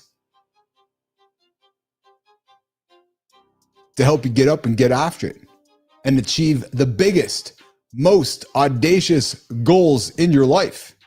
And it all starts 8 o'clock Eastern time, right here on Mornings in the Lab with Keith and friends. And as we work towards walking our way out of here, true story. This is going to be a wrap today, boys and girls. Yep. From dads taking paternity leave. That one worked. You guys are interested about that one. To fixing your posture in 5 tiny moves and encouraging your wife to lift weights so you can increase your life expectancy work. And locking in your day with your 45-second affirmation that doesn't suck. What's my affirmation? I'll tell you my affirmation is. It's called True Motherfucking Story. When I look in the mirror, I can accomplish anything on the planet. How do I know? True motherfucking story. Test me. Try me. If you got something out of today's show, share it. Like the channel. Subscribe to the channel. Tell your friends about the greatest morning show on the planet. Yeah. Mornings in the Lab with Keith, Jon, and friends, 8 o'clock Eastern time. And tomorrow, guys, we're going to be back with more awesome conversations. A new study.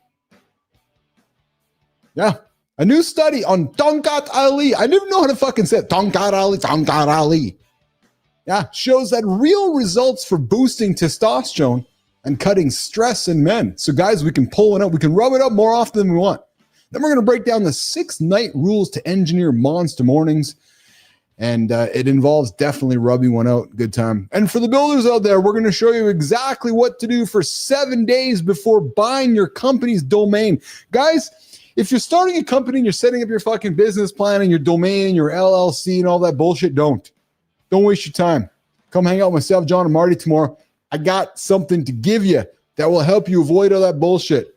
So until then, we'll see you less than 24 hours.